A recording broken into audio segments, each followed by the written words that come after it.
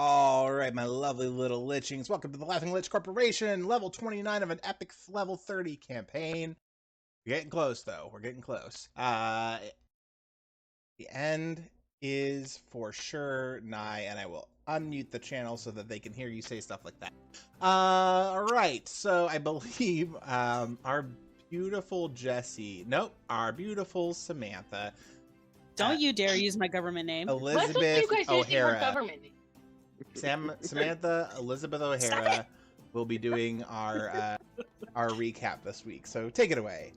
You want to give him my social security number while you're at it? God. Sure. Right. 696-666969. All right.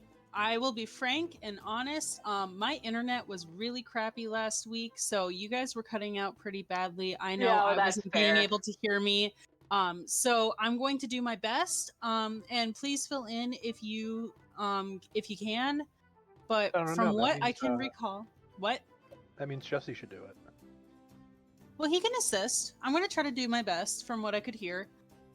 So from what I can recall, we were back in the city. We were back in Emberfall. Is this Emberfall? It is.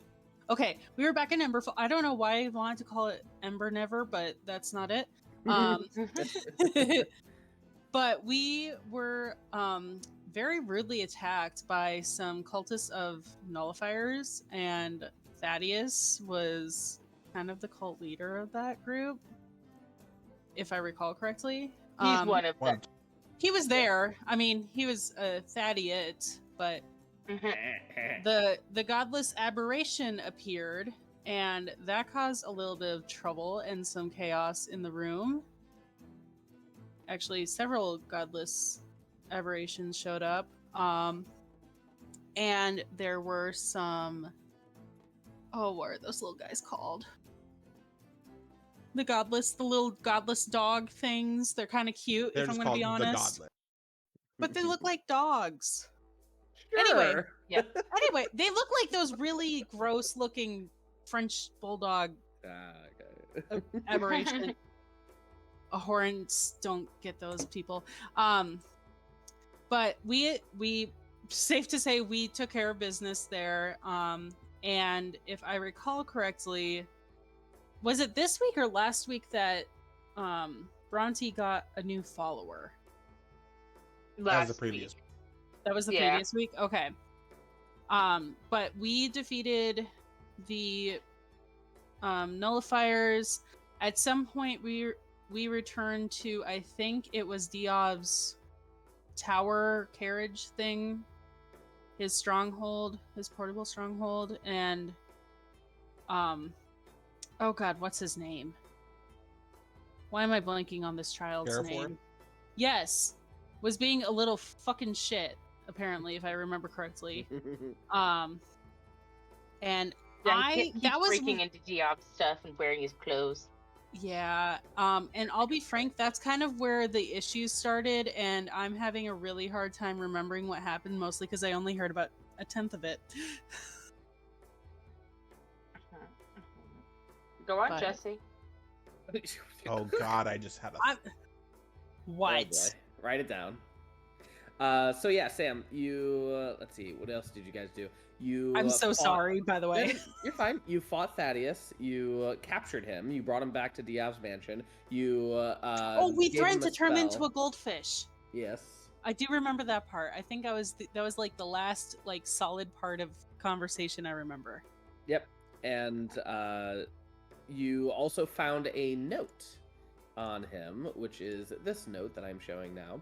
And in essence, it links Thaddeus to Parker Van Horn, that you believe that he is the son of Parker. And fuck me. And that Morrigan is indeed. And it seems I'm sorry, but who boned Parker twice? Well, or how did he get boned twice? Parker Van Horny for nothing. There is a lot of lore about Parker, and if you guys wanted to investigate it, you're more than welcome to. Not interested in investigating his sex life personally, but Okay. Oh no! It's Not happening again. again. Like the Samantha? no, I'll God do a damn. little bit. Can you hear me? Yes, now we can. Oh, Yeah. is this thing? Nope. You can hear me? Yeah. Now we can. Okay. Okay. Okay. You're Oh, going there in we and go. out, Samantha. Sorry. Giggity. I don't know why I'm in a loop of using your government. Yeah, Alright. she's asked you guys multiple I'm times. absolutely to not stop doing trying to do it. It's just that. Why does this always happen during D&D nights? It seemed like it was fine like 5 minutes earlier. Yep. we had also found the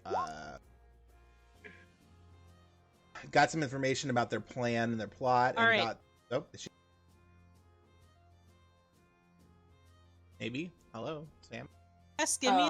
I'm gonna try rebooting my computer to see if that fixes the problem. Go for it. Okay.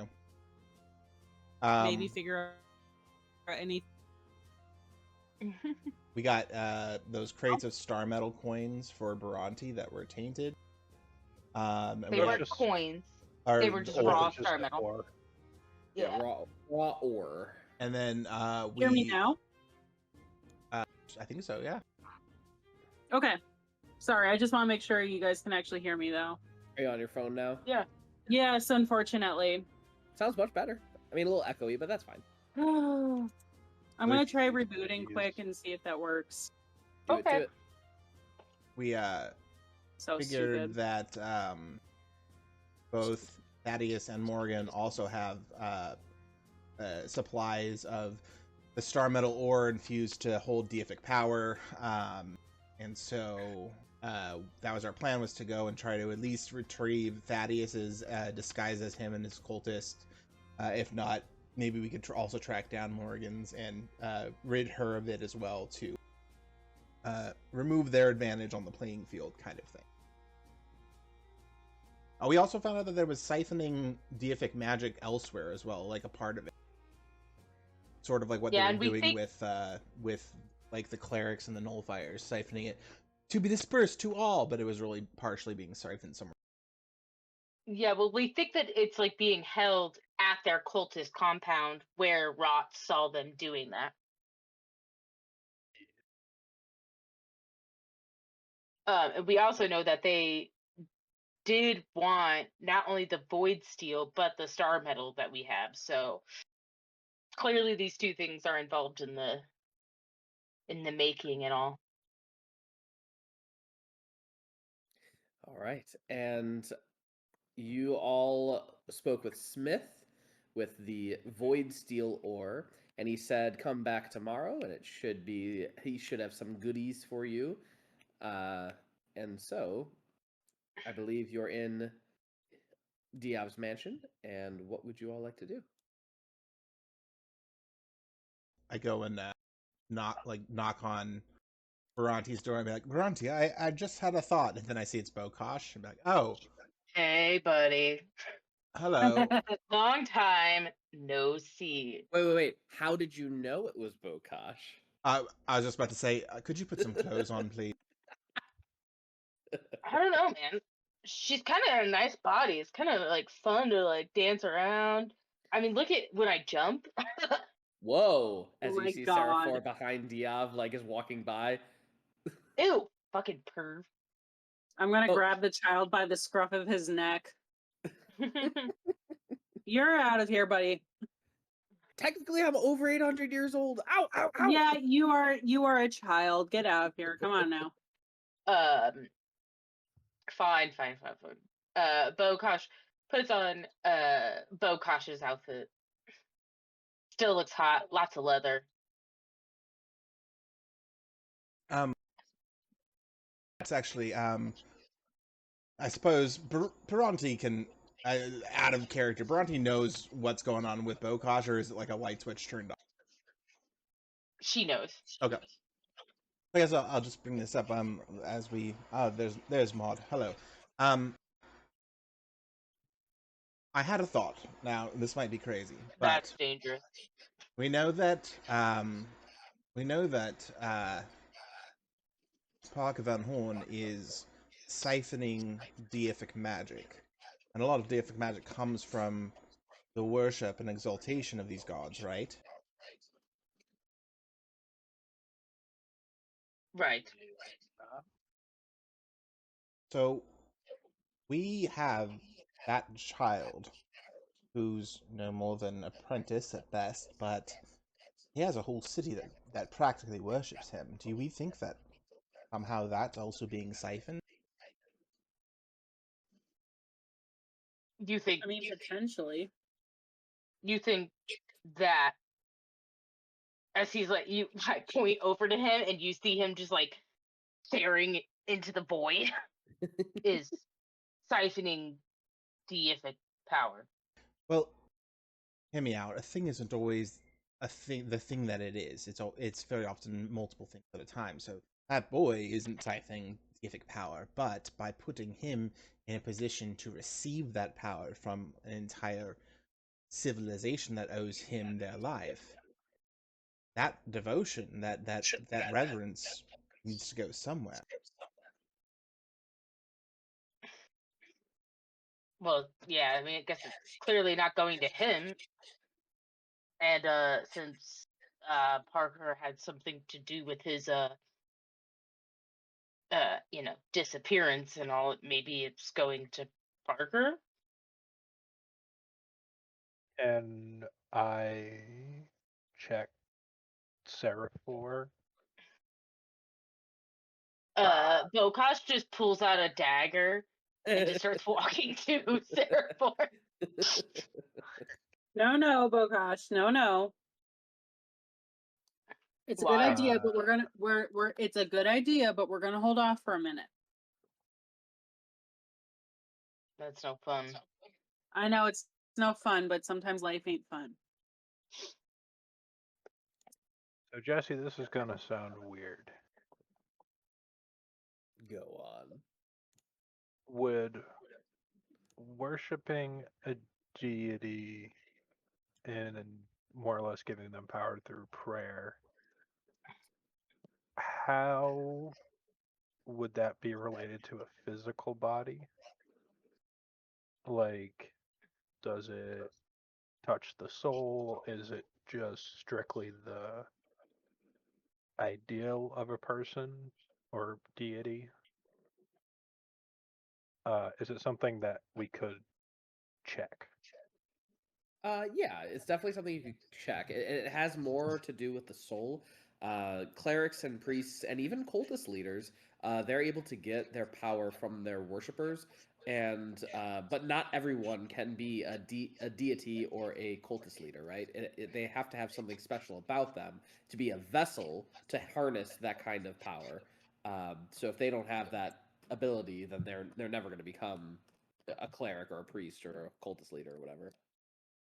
Just a heads up, there will be a mic test coming up in a few minutes. Giggity. How's that a giggity? It's just a mic test. Depends on what you use the mic test Because for. it means it might actually work for once, Brad. So I'm glad to hear you say soul, Jesse. I want to see if there is a arcane power diverter, I guess, on Seraphor's soul, or even if he is capable of someone to absorb that kind of energy from worship.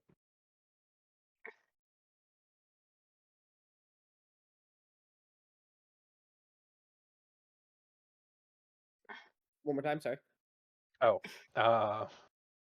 I would like to check Seraphor's soul to see if there's like an arcane power diverter on it to see if the Sure. worship I'll is assist. being. You're so obsessed with souls, dude. They're fucking cool. It's kind of his thing. Like yours is boobs. As you're looking at him, Diab waves his hand, and like 4 different pieces of arcane glass fly out from a different room and layer themselves at different lengths away from your eye, creating this like magical filter effect to assist you. So Arcana check. This might fall under the realm of religion. Oh no. Can I get advantage? I'll allow it because you are an expert in soul stuff. Okay. Adding a D10 to this. Got ya. And do. Sorry, gotta click that off. You need Baranti. She's taking a nap. Yeah. Hey, dirty 30. Hey, that's nice.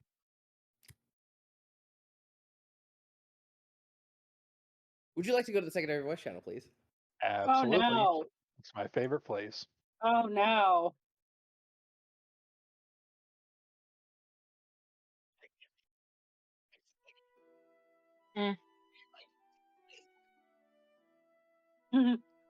Maybe a little of both.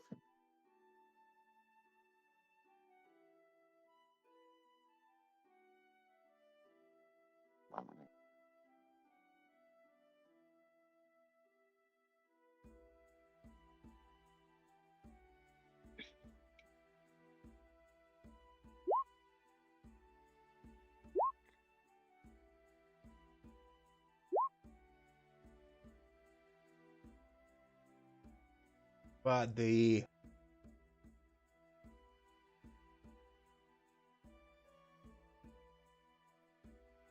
it's because he relies on contracts. He doesn't need to know if somebody's lying or not.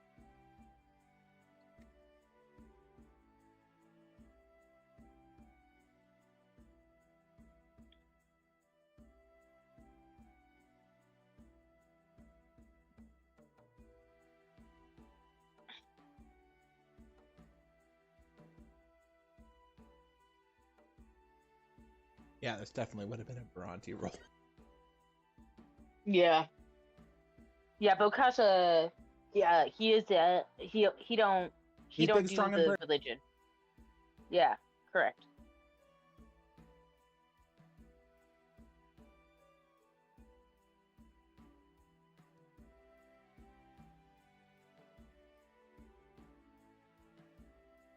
That was a long secret.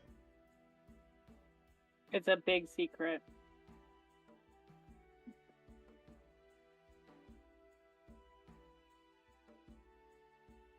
As they're standing there waiting, there's just like very slowly unseen servant comes up with a brush and starts brushing out Bokash's.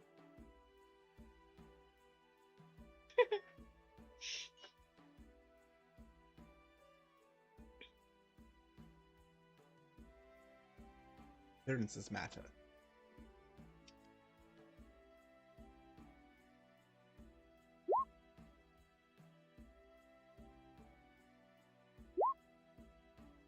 There you go, buddy. 35. Bring home the bacon.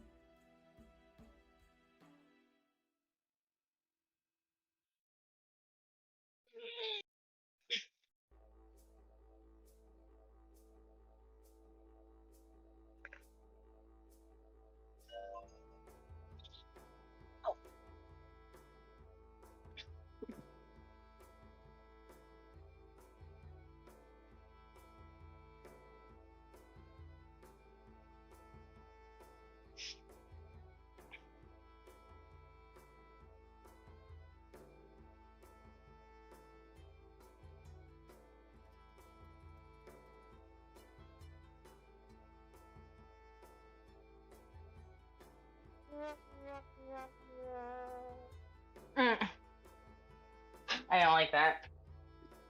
That was me. I would deem it appropriate.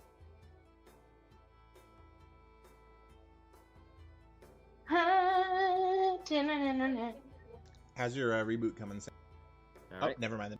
It's coming. My computer's just kind of getting back up and running. You guys watch as Seraphor goes, "Whoa! What was that?" And he looks around for a minute, and then he like scratches his back, scratches his neck. Was that you? No. Can I tell what mod? Itchy? It Insight wasn't mod. spell, but you are more than welcome to insight. The DC's 30. Insight, huh? Nothing to Arcana on that check. You're not a soul wizard.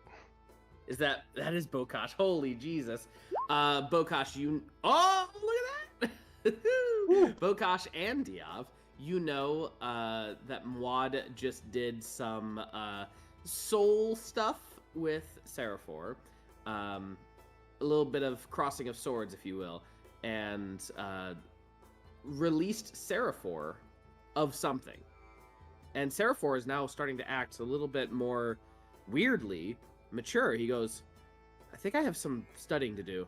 If anyone needs me, I'll be in the library. Is it History Volume 3 that we're on, Diav? Master Diav, sorry. And ethics volumes 5 through 10. Yes, I'll get right on it.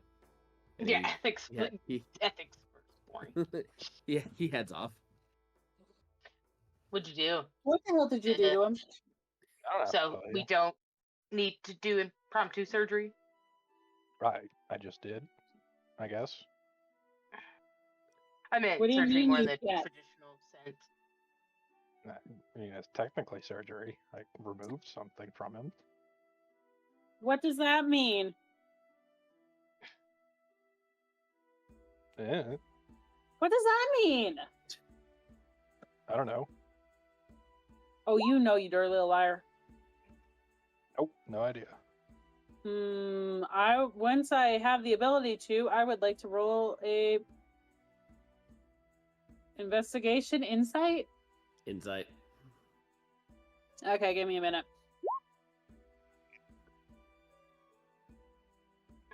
You lying little fucking robot. Beep boop. Wait, Beep boop. Yeah, I rolled a 35 against your 29.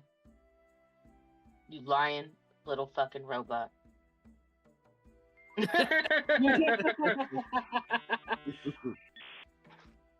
Luckily for you, Bokash doesn't care! He does not give a shit what you just did. Very least, Mondib has proven himself to be at least in the same realm of ethical standards that we are, and hopefully he keeps to that. me too. You sure about? Nah. Well, what he does sometimes when he seems shady, it always does fall on the broader side of ethics, generally speaking. So compared to how I used to be, it's a lot better. Spider, you believe him. Hi, Dan. Hi, Dan. Hi, Dan. Howdy ho. Six. How are you, Dan? All right, tired. Tell us about your week. Not bad. Getting stuff done around the house. Boss is still being a slave driver. He's complaining about people not doing work fast enough while fucking off to Alaska for a week during a very busy period to go fishing. Love that.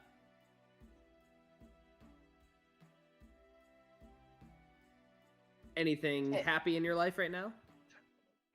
The boss is gone and isn't bitching at me right now. That is a very good point.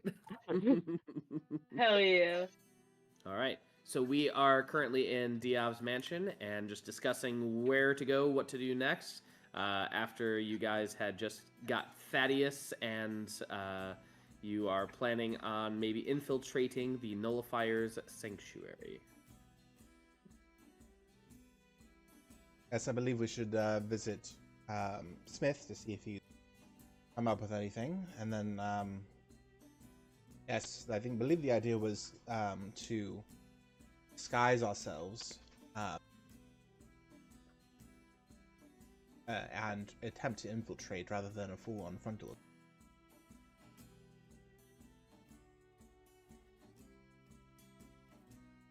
All right. The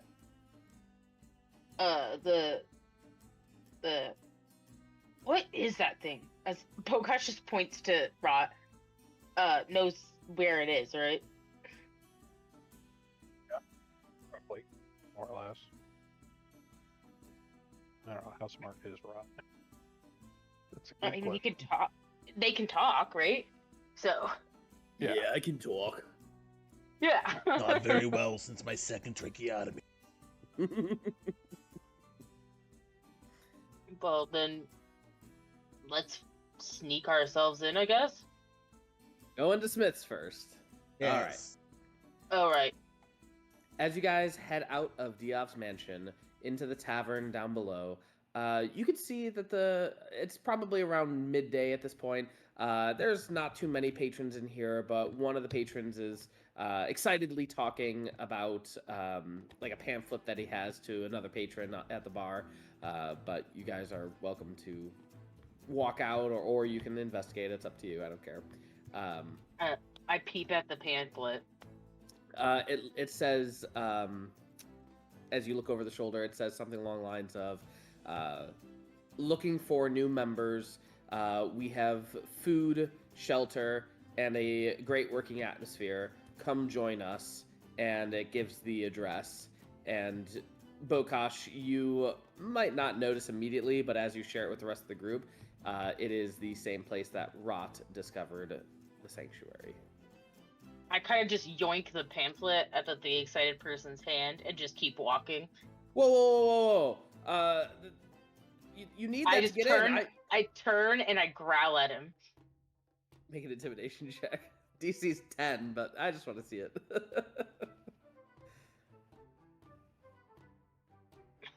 My D&D Beyond is slow today. 35. Ooh. I don't think that hits. He just quietly goes back to his seat and puts his head down. I hand the pamphlet to Dion. Does it So look like that's how it's, He's so aggressive about that. it's for the nullifier? It is for the Yeah. nullifiers. Looks like this is how they're getting so many members, and they're probably doing it very quickly. As you guys... Yep, go ahead. I was just going to fold it up and put it in my pocket. As you guys walk to Smith, you can hear other people talking about this pamphlet and nullifiers and whatnot. Some people excited. Other people are like, yeah, of course they would do this while the dragons are out. No way in hell they'd be brave enough to do it without them. Or while they're here. And like people are bitching, people are excited, people are like, you're seeing mostly poor individuals who don't have anywhere to go and nothing to, they have nothing to lose. So they're like, fuck yeah, roof over my head, food, absolutely, I'm going. So that's kind of like the vibe that you're getting as you're walking through the streets. Yeah, seriously.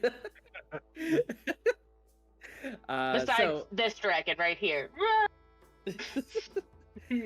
So you guys head over to Smith, and he sees you come and he goes, well, good to see you all again. Got some goodies for you. Let's see. And he hands Bokash/Bronte a coin. Bronte, did Jeremy send you the description? No, I told him I wanted it to be a surprise. Oh, would you? Actually, I can share it with you. I'll just post it, and if you could save this somewhere, wherever you so desire. But if you'd like to quickly read it, you are more than welcome to read it. Sick. Okay. As a bonus action, you can cast the coin into the air. It spins in the air, cutting a tear in the fabric of the weave and lands on its narrow edge. In a flash of deific light, both Bokash and Bronte come into being and share in each other's spell pool. Whichever wasn't in play previously must immediately roll their own initiative. This effect ends after 1 minute or until draw from the weave is used. At the end of the effect, you may choose which personality returns to the battlefield. That's pretty tough! Unity ends. You may choose to end it. Roll a d100 plus 20. You may disperse your total as spell slots to yourself and teammates within 120 feet. These are temporary spell slots that last until expended or a short rest. Instead of spell slots, you may heal an ally with hit points. Hell yeah! That's pretty cool. All right. Jeremy, he hands you what looks to be a bag of void dust, and he goes, yeah, I wasn't really sure what to do with you, but I think you'll still appreciate this. It kind of emphasizes a little bit about you. Would you like to read yours? Sure. I'll be reading.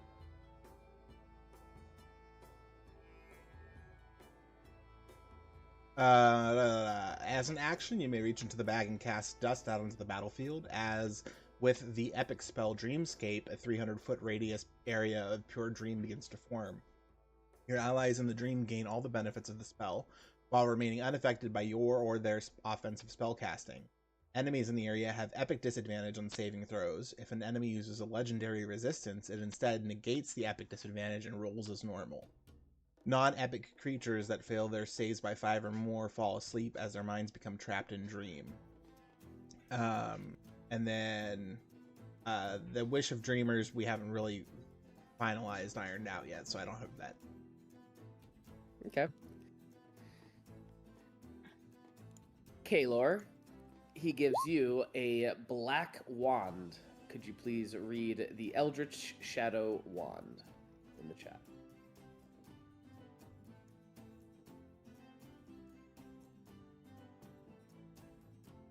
Sorry. All right. As an Eldritch Shadow Wand is an action, can draw a portion of the plane of shadow into it himself.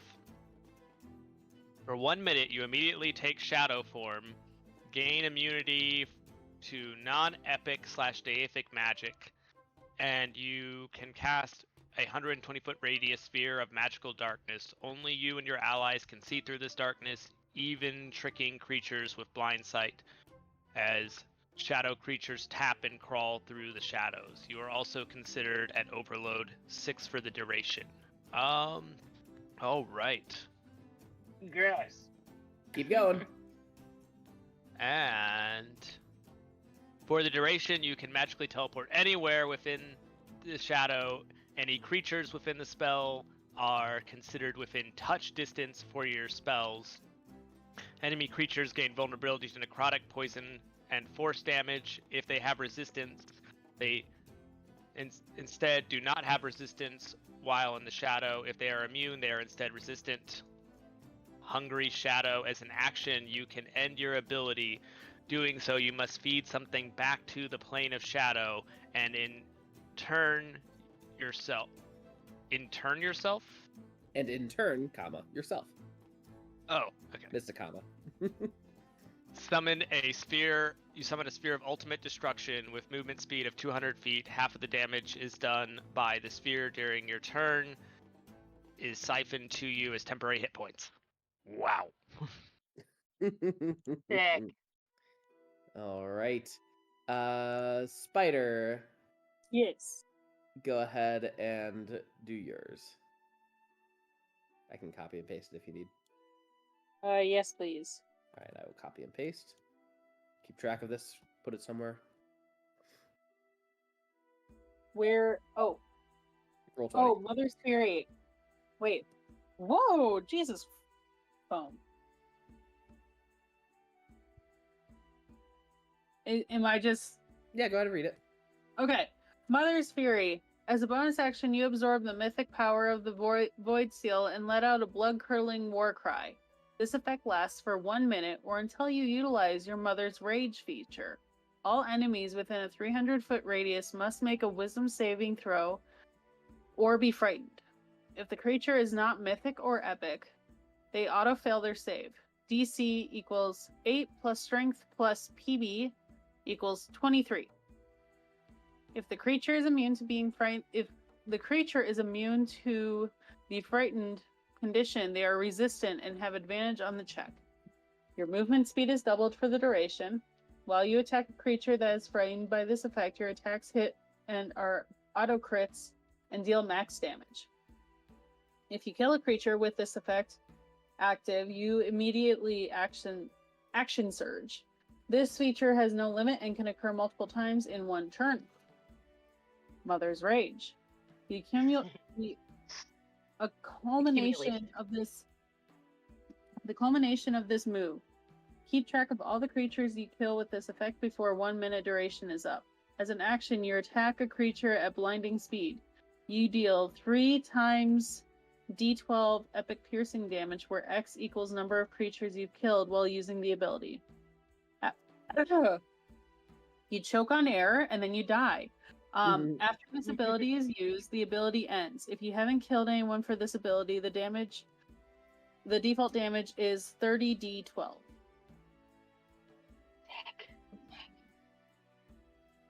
Yeah. We're gonna fuck some cultists up. All right, and here is. Jesse, did you say if I got any equipment from that? Yeah, he in essence. Let's pretend it's like silvering your weapon. So you like add Okay. void steel to the blade of your weapon, and it's just a Okay. once per long rest ability. All these are once That per is- long rest. Oh, it's fine. I just wanted to make sure I didn't miss anything. Yep. All right. Well, I guess fuck you, Discord. I will stay on my phone. All right, Muad'Dib. He gives you. Tell me what he gives you, and we go from there. It just kind of hammers void steel into recut grooves. And he gains Spirit Bomb. He convinces all living creatures within a 500-mile radius to help you by giving a piece of themselves. You're more selective to creatures nearby. All creatures you choose within 300 feet must make a Constitution saving throw or have their soul tapped and tethered. If the creature is not mythic or epic, they auto-fail. This effect lasts for 1 minute. While wielding this ball of soul energy above you, you can use this supply for your soul's abilities we have created. The ball is considered to have an infinite amount of souls. Summary. A +3 to saving throws and ability checks, a +3 increase to spell save DC, extra 30-foot movement speed, 2 extra damage dice for abilities, attacks, and spells, and 2 extra targets for abilities and spells. Absorb. You may choose to absorb the souls and gain the benefits of a long rest. Once you use this, the ability ends, and Soul Explosion. You hurl the ball in a direction that explodes. In a 60-foot radius, all creatures must make a con saving throw against your spell save DC. Upon fail, they take 48d12 plus 30 radiant or necrotic damage. You may choose half and half as well, or half as much on a save. All creatures who die in this manner immediately become harvested in a soul coin if you have soul coins available on your person. Once you use this, the ability ends. I'm gonna Kamehameha some motherfuckers. All Hell right. yeah.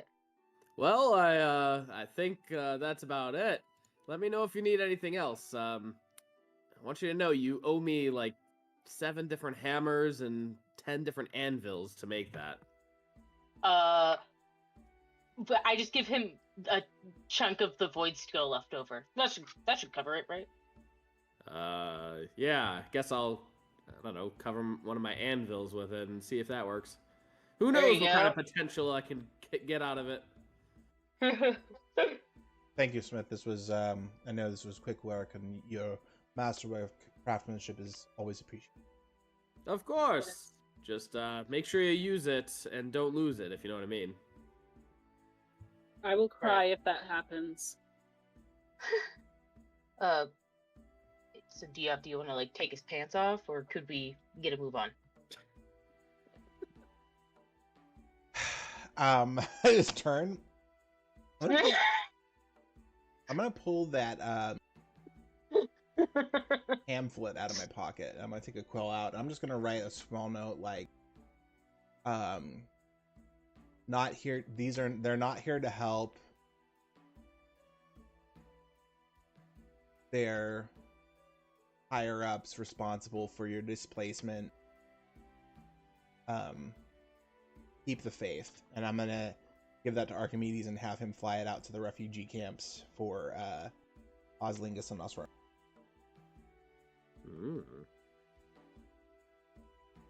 Yeah, we don't want to have to kill all the people we just saved. That's gonna piss me off. Yeah, we can go. Of course. My God, this one just made my character a walking nuke. Yes, it did. I just feel like since we all have new weapons, that equates a powerful slow motion triangle walking formation to the hell yeah. Yeah.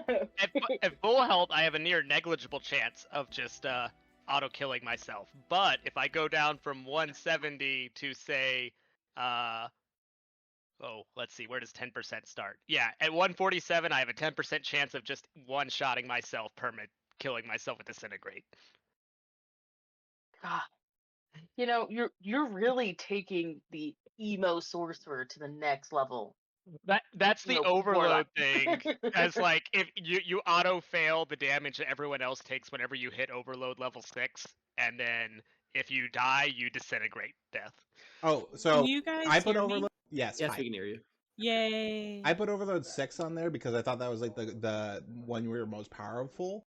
You But are very powerful, but you're also like you basically once you hit overload level 6, you blast everyone else within the range with arcane damage, but you auto fail the arcane damage, and everyone takes d8s equal to your level damage. yeah, that part I would, if I had read that, I wouldn't have made it level 6. You wouldn't be doing, the whole point of this is to give you a cool moment, not a moment to kill your friend. Or I yourself. mean, maybe. We don't know yet. Sacrifices must be made. Really quick, Sam, I just sent you a Discord thing. I do have to nerf it because I realized there was a loophole. So I sent you that little nerf. It's not that bad. It's okay. Boo. It's still very powerful. Don't you worry. Uh-huh. I was hoping that in Mother's Rage, she would just become like a 6-armed one. We can flavor is flavor. Absolutely, let's do that. Four arms, 4 boobs. Yeah. Oh, I almost choked dude. on my bourbon. I'm pretty confident that Drago would come out of nowhere. He would just say, "My wife has 4 tits right now." He would just appear. All right. So you guys headed to the sanctuary. Yep. All right. Change of music. Here we go. Let's see. Action movie slow motion scene. Bocas is just flipping the coin in the air, walking down the street. Are all of your tokens up to date with health and all the things that you want? Sam, I see your health is low. Or lower. We've had a long rest. You have Everyone should be all fully fed. And when Archimedes gets back, I will cast Sending on all of us and make us look like nullifiers, and Archimedes will look like a, I don't know, like a little bat on my shoulder. I don't know, raven. I don't know what. Sure. All right. You guys head down to a section of Emberfall that you hadn't been around to often at all, but except for Rot. Rot has been down here before.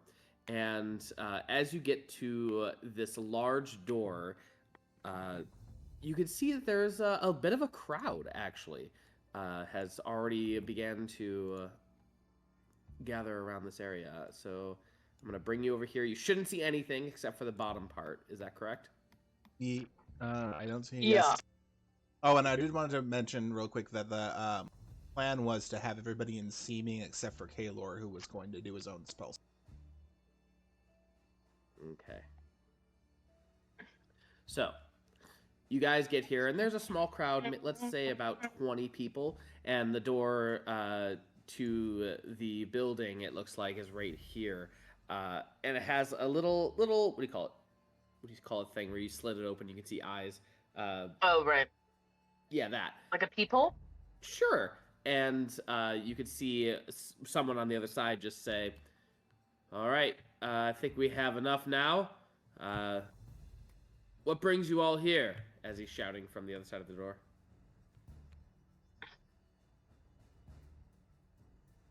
Kalor, I believe you were going to the talk.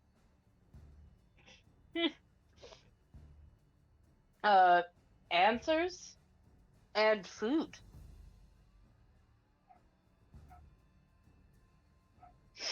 Kalor, what do you say?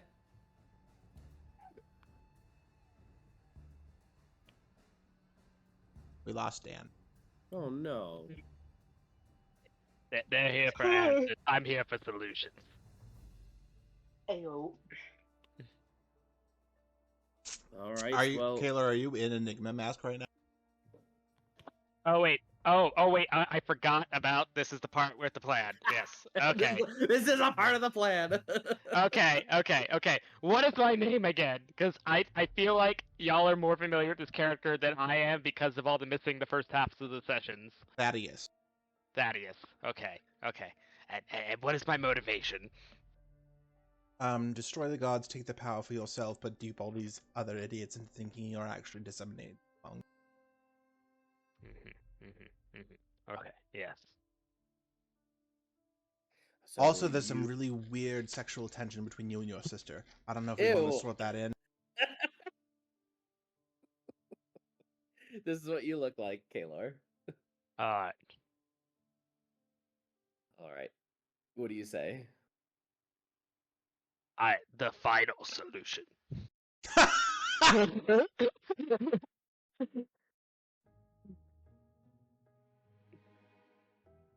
I did not understand that reference, but okay. Well, Think World War. it's talking the about a final solution special- to the gods, but also the yeah. Yeah, Got it. the Jewish people, the final solution. Ah, And we're got it. I get it. demonetized. Yes, seriously. We're banned from YouTube. Druish. She said Druish. Spaceballs reference. All right, so you see the guy on the other side of the door. He looks at it and sees, Sir Thaddeus. We thought that you. How did you? Yes, of course. Tell them Thaddeus is here. Right this way, Thaddeus. The rest of you, please proceed to the initiation chamber. And so they open up the door for Thaddeus. We Yep. seemed like the nullifiers that were with him in the off. Okay. In that case, there is a little trap door that opens up over here that you didn't even notice. Probably one of you noticed if you have a passive perception high enough. But it opens up, and the rest of the people are like, oh, I guess we're going in here. And just as you guys are about to head in, one of the more like a commoner comes up to Spider, and where is it?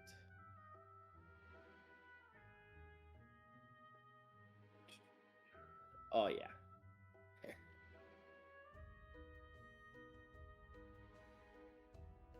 And you can see him. He comes up to you and he just goes, "Well, howdy there. Name's Barn. Pleased to meet you. Y'all wouldn't happen to know where I can find this nullifier bunch, would you? They're supposed to be hiring, and I'm just about out of options and food, come to think of it. Oh, is this it? Well, that's just wonderful. You seem like you're already part of the group. Mind if I join?" Sure, honey, you can join us if you'd like. Insight check on this motherfucker. Am I heading down there, or am I heading with you? You can join us, and if it gets a little weird, just go find a safe place to hide, okay? As you guys enter and walk through, you could see the what do you call it? One of the cultists just goes, Thaddeus, that's not a nullifier. And Thaddeus, what do you say?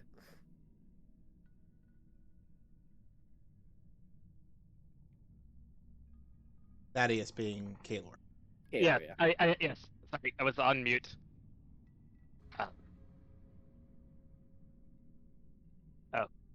Oh god. Oh god. I should have taken more lifting classes. Oh. Well, Mr. Thaddeus, I'm as ready as a rooster at sunshine. Ready to serve as long as there's a pancake breakfast waiting for me. There. I don't think we're gonna have pancakes now, honey. I'm gonna move up next to him and whisper to him loud enough so the other guy can hear. He is, of course, our special project.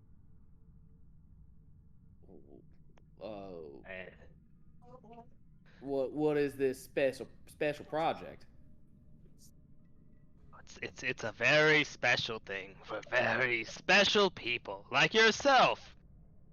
Well, I'm as lost as a goose in a snowstorm, but sign me up, baby. All right. I like Bokosh just staring daggers at Barney. Mm-hmm. Yeah. Maud and Bokosh. Oh, I'm gonna kill him. This is a poor sap of an individual that totally is legitimately innocent. Just a total innocent dude, just looking for a meal, looking to do good, looking to make a difference, has no Really? idea what he's getting himself into. So rough for That's him why I that said when things get rough, you go and hide. it's so rough for him that he didn't meet me as Peranti. Because Bokosh is like, whatever, fodder.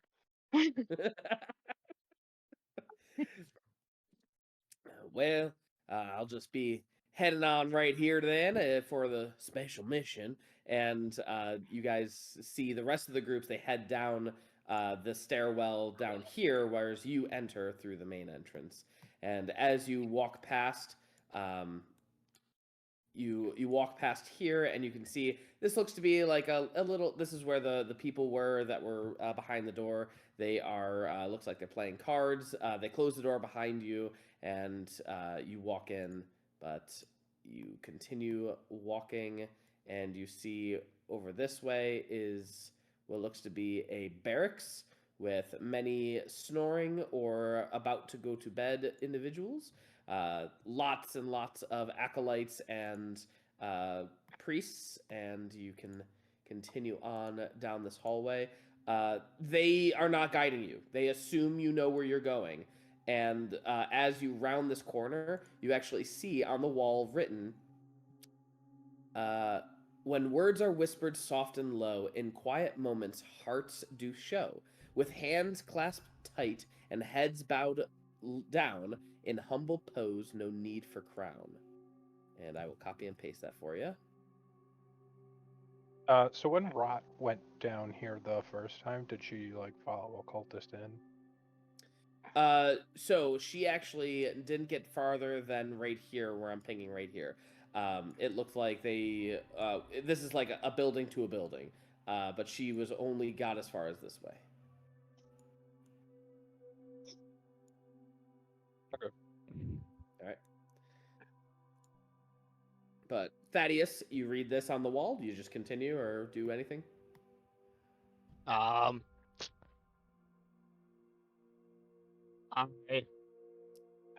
look back at my friends like, do you have any ideas? And then I'm like, if no one says anything in the moment, I'm just going to do the the hands held together with my head bowed, like head tilted down, like, yep, okay, I think this is what I'm supposed to do. I hope I don't die due to some magical trap. You detect magic, and I'll give you an advantage on this dexterity saving throw. Okay. DC is 23. All right.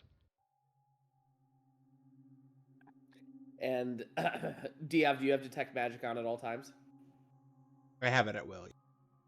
Okay. So then I'll also give you an advantage as well.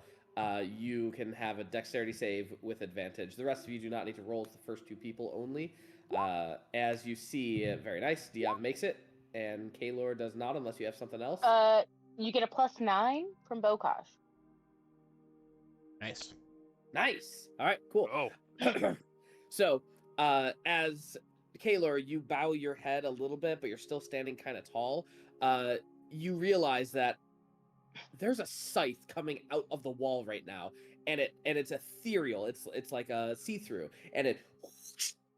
and just at that moment you kneel down, and as you kneel, it barely grazes over your head. Same with Diav as well. And Rot, you weren't in the area of effect, but oh my gosh, that was that close, and you dodged it, so you're good. So I guess we kneel here. Mm-hmm. As you come down this hallway, you see another turn, and you can hear, or you read on the wall, when joy is high and spirits leap, in celebration none can keep. With voices raised and bodies light, we soar like birds in pure delight. We're gonna need to jump, I'm guessing. Bokosh is Kalistar, so he's saying that in our heads. Okay. And can I like poke at a couple tiles ahead of us to see if we have like a what the fuck was that show called? Squid Game scenario going? Squid Game. I know the reference, but I don't understand. Like, are you looking for, there's parts of the pressure pad? tile that are just gonna fall out from it into an infinite void below. Oh, yeah, you can do an investigation check. Go ahead.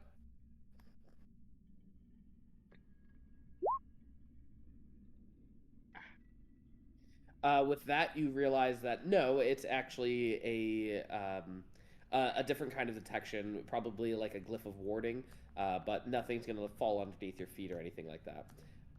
At this area, though, who has the highest passive perception? 29. Ooh, wow. I have a 30 as Bokash. All right. Diav and Bokash, you can hear what sounds like hissing, like from a gas, like a ch. And it lasts for about a minute, and then goes away. And it sounds like it's not coming from your room, but some other room nearby. They're just gassing the newbies.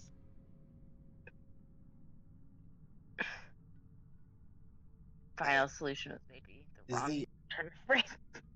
is the height of the ceilings here the same as it is in the rest of the corridor? Yeah.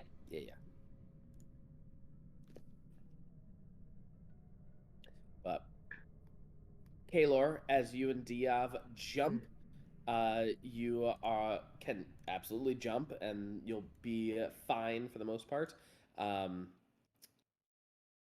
Let's see. I'm gonna let Muad'Dib and Bronte and Spider do a check, but the DC is only gonna be a 16, a dexterity save. You have a +9. I don't like my odds there, Chief. You have a A dex +9. save, you said? Let's Looking go. good. Dex save. Looking good. What's Come the on. objective? No, just Bokash and Muad and Okay. Spider, not you. Yeah. Looking great. All right, you guys jump and the scythe comes out, and at this point you round the corner, and Kalor, you can hear what sounds like a lot of people, and I'm talking. It's loud. It's very loud. People are talking. Say at least 90 of them. Many. Like Yeah. 100 or a little less. Yeah, we'll see. But as you're on the corner, you can hear what sounds like clinking and clanking, probably like a mess hall, if you will. But you can hear it coming from the west, this door right here. But the hallway continues on wherever you'd like to go, Thaddeus. Yes, I'm just inspecting the quarters. Yes. Very dusty. I'll need to clean more. It just generally sounds like a large crowd in there. Very large. Okay. Yes. I will. I need time to gather myself for my followers. All right, you're headed this way. You can see what looks to be a ramp to your right, a ramp that goes downward, and a hallway that continues and goes to the left. Eeny, meeny, miny, mo. Do any of y'all have an insight on where to go? From perusing through Thaddeus's dreams, do I have any recollection of him walking these ways down in the corridor? Ooh. Do a history check. We'll just see how well you remember this. I'll put a DC of 20 on it, but I'm sure you'll get it. Oh yeah. You do recall that downward is actually where they bring in new recruits. There is a gassing chamber, but it's a sleep chamber. They just gas them asleep, and then they cart them up these ramps where they are then brought through this door. And as they go through this door, there is a checking, and they are observed to see if they have any innate powers. And generally, if they do not, they are disposed of. But if there is power, then they can be initiated as an acolyte. How many people were in the corridor when we came up? How many people were in the corridor? Yeah, Oh, what? like normies? Yeah. Good 20.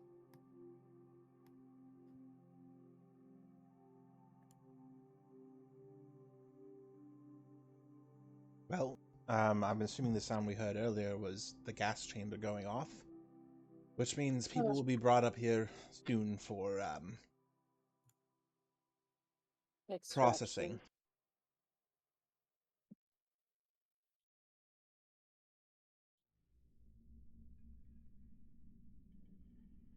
It's really wild that a group that hates magic so much requires their acolytes to have it. The Do we irony go is, and observe and then, kill? Well, they don't hate magic though; they just hate the gods' magic. Right. I mean, we all hate gods. Hello. But like, Where do you think you get your power from? not the gods. You're attached to one slowly becoming a god, and your power seems to be hers as well. Can we just go kill the fucking bad guys, please? are we having a little existential crisis? No, but I did see there was a sign for a brothel outside of this place, and I'd much rather be doing that. Uh-huh. Barney leans in to Spider and he goes, "Golly, this place sure is fancy. Nothing like the old farm. I'll tell you that much. You reckon they'll let me plant a few tomatoes around here? Might brighten up the place up a bit, don't you think?" I'm gonna I give can't see- I'm gonna give 2 star coins to Barney as Spokosh and say, if you take this and run, you will live a much better life. Well, this ain't no kind of currency I've ever seen. But I appreciate your charity, but I'm here to work and do honest work. In his head, I'm just gonna go, they will kill you. Here. Look. See, this is there seems to be some internal issues going on here. So I want you to go. Wait, do you have a plot of land? Well, come from the old farm, yeah, but 2 seasons of bad crop ain't doing me no good. Okay, so here. You know what we really need? I think you have a really good idea there. You need some tomatoes. So how about you take this as I just fumble through my pockets and grab a wad of gold. Go go grow us a bunch of fresh tomatoes. That's the work I need done. Wait, what do you mean these folks are up to no good? I thought they were just some kind of club or something. Oh, that's just the saying. Don't worry about it. No reason to be alarmed. It's just that there's a little bit of, intergroup politics that are getting a little heated, and I really think some freshly grown tomatoes after we talk this all out over the next couple weeks will really help things settle down. Well, I don't want no trouble, just a place to lay my head and a bit of coin in my pocket, but you seem to have done that for me. But if you say that they're bad news, I guess I'll just have to trust you on that. Are you sure you don't need me for anything? I mean, if things get hairy, are you going to be able to take care of yourself? Oh, we'll be just fine now. Here, let me just help you out, and where is it? Jump now, duck. Now, if you could just let me help you out here, this way we won't make as much of a kerfuffle. And then I am going to try to get him to comply with my teleport person to teleport him out the front door. Well, I'd like to thank you. God. Boy, that guy really was just walking in between 5 nuclear weapons for like 20 minutes. It's completely fucking It's fine. oblivious. It's good for him. Like a baby Oh at the gun God, store. I'm stuck talking like him. All right. As you zoop him out of there, you hear, come on. Morgan's not going to be waiting much longer. And you see a priest and some acolytes walking up the ramp pushing a cart with some bodies on them. They seem to be asleep.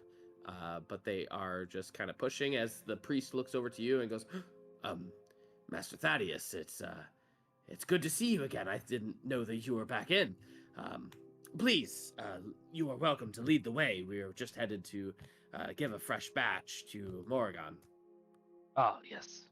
First, let me inspect this harvest. You look and you see some commoners, male, female, roughly the age of around 20s to 30s, very much asleep and snoring. Mm-hmm. Mm-hmm.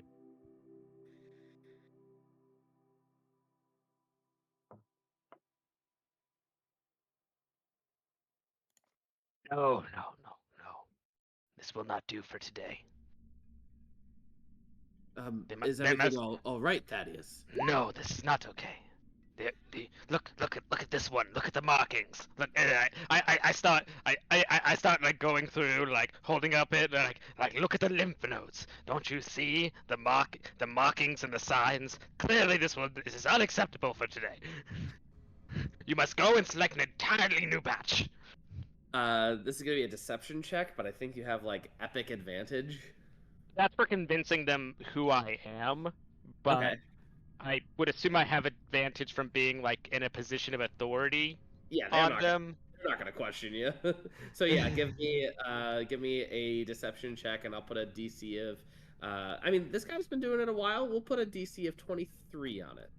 Okay. Jesus, Holy Jones. shit. Fuck. Wow. Oh god. I had to blow my nose, so I like turned it off, and I audibly gasped when I saw that. Dice may fall as they like. I just made the surprise Pikachu face and just stared at it. No, Ash. Thaddeus, your wisdom is well sought, and I appreciate everything that you do. Please proceed to Morrigan, and I will follow up with a report, of course. And he waves the acolytes to head back down. Yes, I'm tired. I must consult with Morgan and then rest. What, Dib, you're saying something? No, they left on their own. It worked Alright. out in the end. I'm gonna have Archimedes follow them. All right. What is Archimedes again? A raven right now? He looks like a raven. He is an owl that is actually a shape trained dragon. Jesus Christ. All right.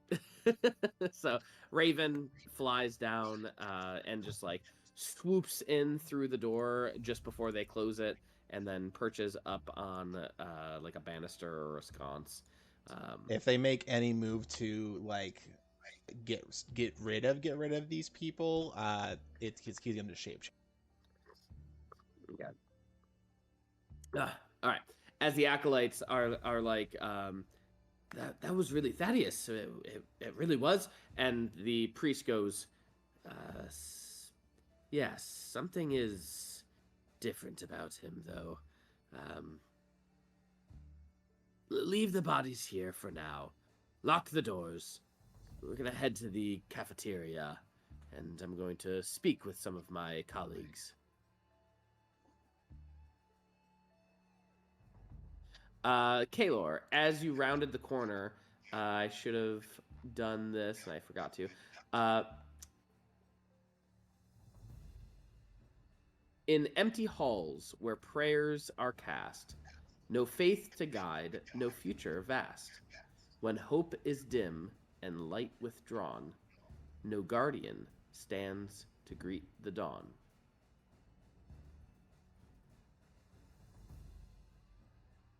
Gesundheit. In chat, please. Yep, I'm putting it there.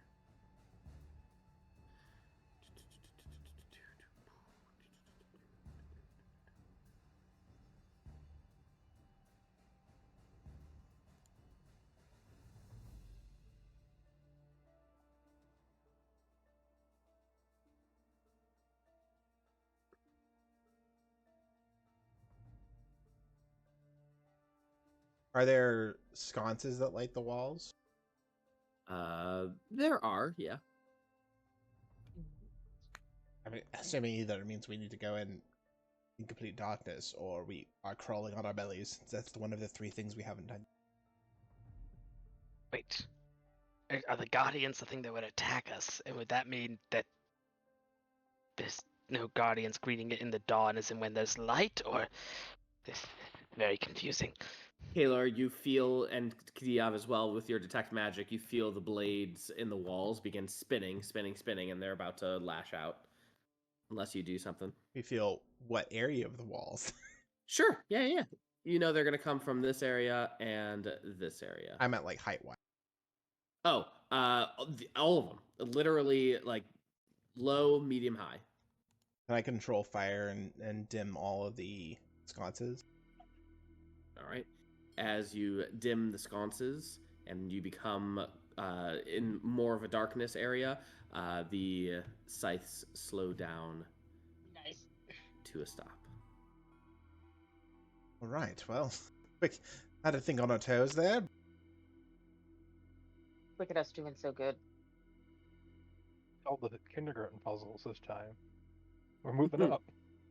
And on this door, Kalor, you can read: From earth and fire, wind and wave, a mighty force that none can brave. I am the storm, the quake, the flame, 4 powers bound within one name. To face me is to face them all. What am I who makes the strong fall? The Avatar. The Fire Nation. Gravity. The door is very much sealed and locked. Piss off.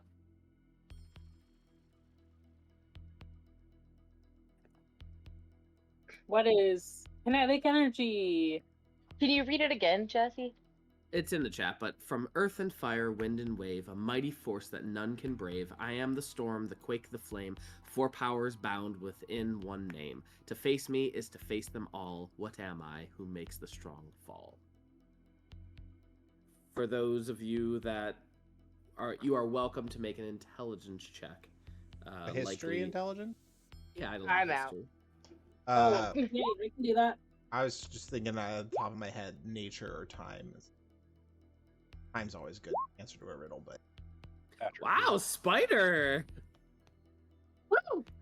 So Diav and Spider, you know that this is a reference actually. It's to something in particular.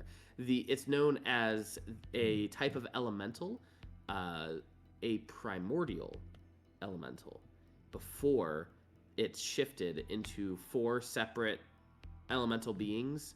It was once one elemental being. So the answer is primordial elemental. Primordial elemental.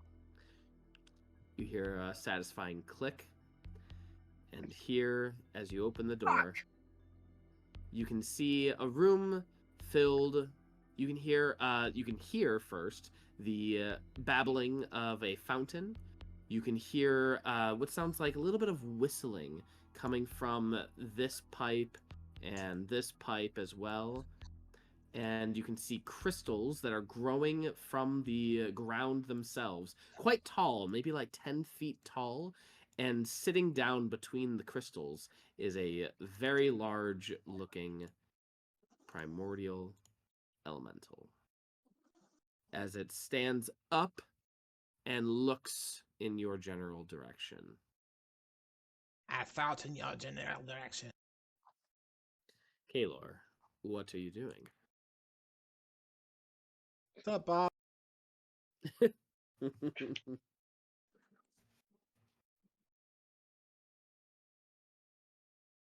Kalor? Was on mute. I step forward. I have returned. It takes a step forward and kind of gets in the way of the door over on the other side of the room. Seems like it's waiting for something. Check his memories, check his memories, check his memories.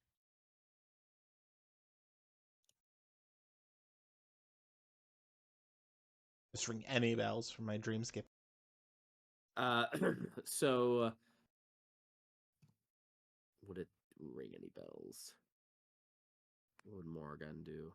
So it does ring a bell, but generally, this is the being that they bring the normies to, and this being checks them out to see if they are worthy to continue, and it is expecting those beings. Perhaps if we let it check us, if we're worthy to. Oh, we got a lot of magic on us. I don't know if that's a good idea, bud. Well, that's the point, though, isn't it? If the Yeah, but- magic, if they contain magic, then they are swept through. As it approaches, it goes over Kalor. Kalor, roll a deception check, please, with advantage.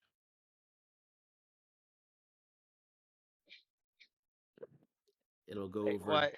Diav, Maud, Spider, and Bokash. All of you, please make deception checks.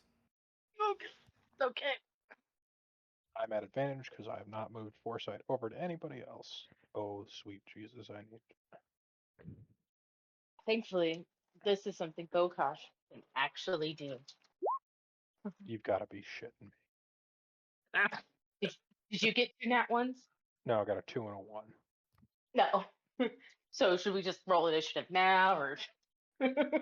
As the primordial being goes over Kalor, it seems pleased, it seems happy, and it moves over to Spider, Maud, Diav, and did Bokash roll? It's coming. Sorry. Deception. Take just a minute. You have to roll pretty high to bring up the rest of the group. The DC was 25. Oh, Jesus! 25? You mean the plus for deception? Jesus! Oh my god. Quick math. Let's do some quick math. I have my calculator. You want me to add it up? I have it as well. So let's see. Actually, yeah, you add it up. So ready? You're gonna do 29 plus 21. Spider, do you have advantage? I wish. You have a 9. Let me. Diab, I'm gonna do you do have an a- indomitable. Here, give me a minute. Indomitable's do for an indomitable? saves. God, Yeah, it's for saves. This is Yeah, sorry. Diab, do you have advantage for look at anything? that. I do not have advantage. 17 and then 44. And then divide by 5.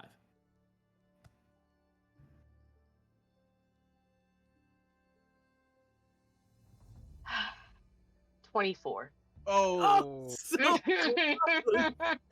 as the creature rises up, the door slams shut, Yep. Wait, All right. and we're gonna roll initiative. Can I burn a soul coin to bump that up?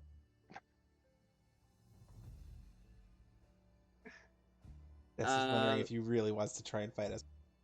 I mean, I do want to fight you. Fine. I always want to fight you. Let me think. So you would have to burn, I think, 4 or 5 soul coins, because if it's a 24, in order to bring all of your things up, What was our total? 24, yeah. No, our total. 120. Yeah, we did 5 points. Yeah. So do you have 5 soul coins? I could if I had 5 willing targets. I want to just roll this, so let's do it. Let's get into it.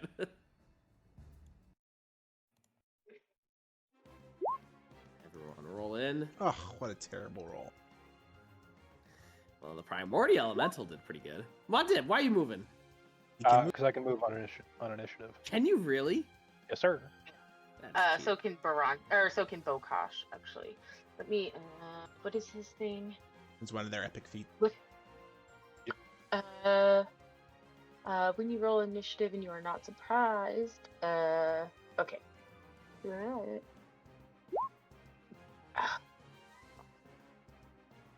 Actually, I think I can do this for all of you. Give me a second. How many of us are there? 5 plus Archimedes, or yeah, 6. 7. 7, Rot 2. Right. Oh, right, yeah.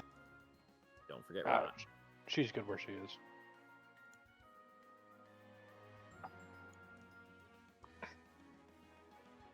Okay. This is something that I kind of forgot that Bokash had, and I never have done. So,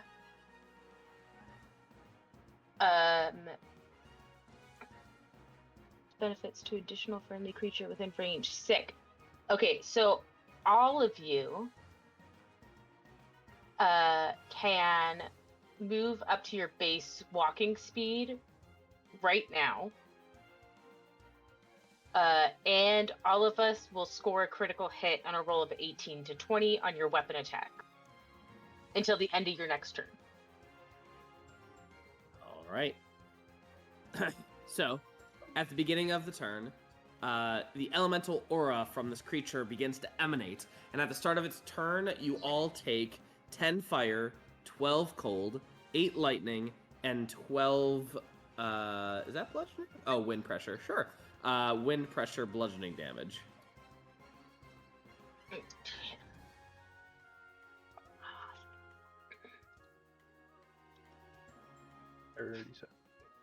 So, if you have any resistances, you calculate that yourself.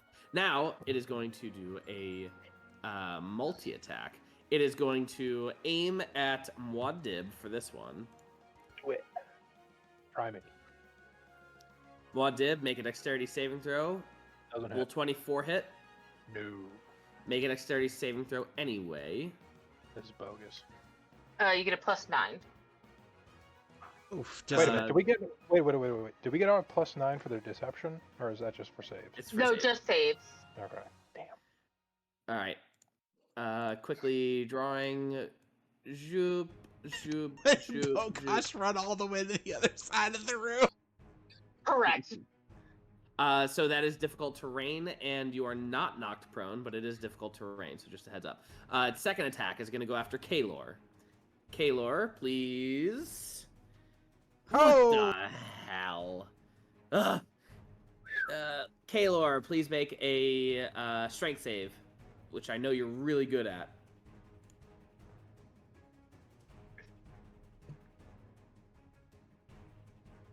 Uh, 13. Even with my 9, doesn't help you.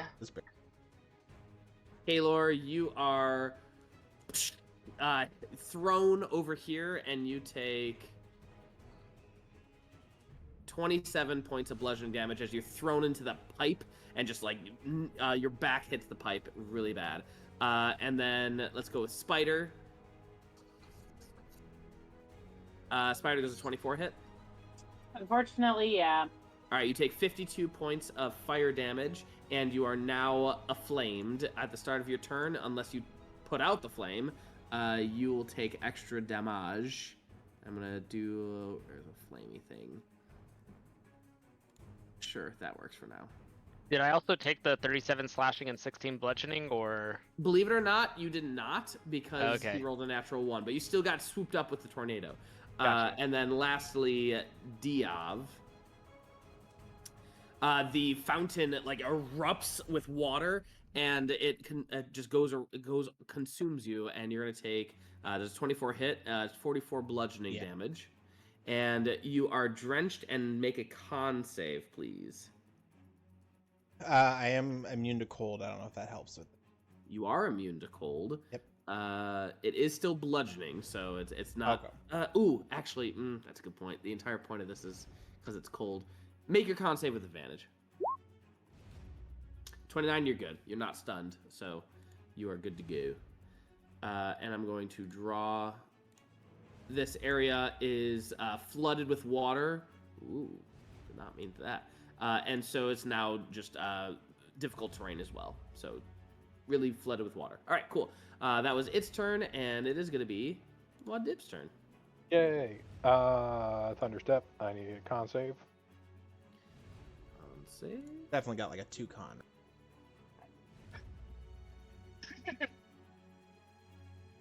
Oh, also takes fire damage.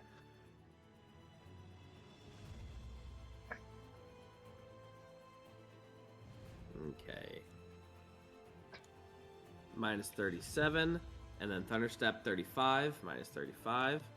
Cool. What's your con save? There, boss. 19 failed.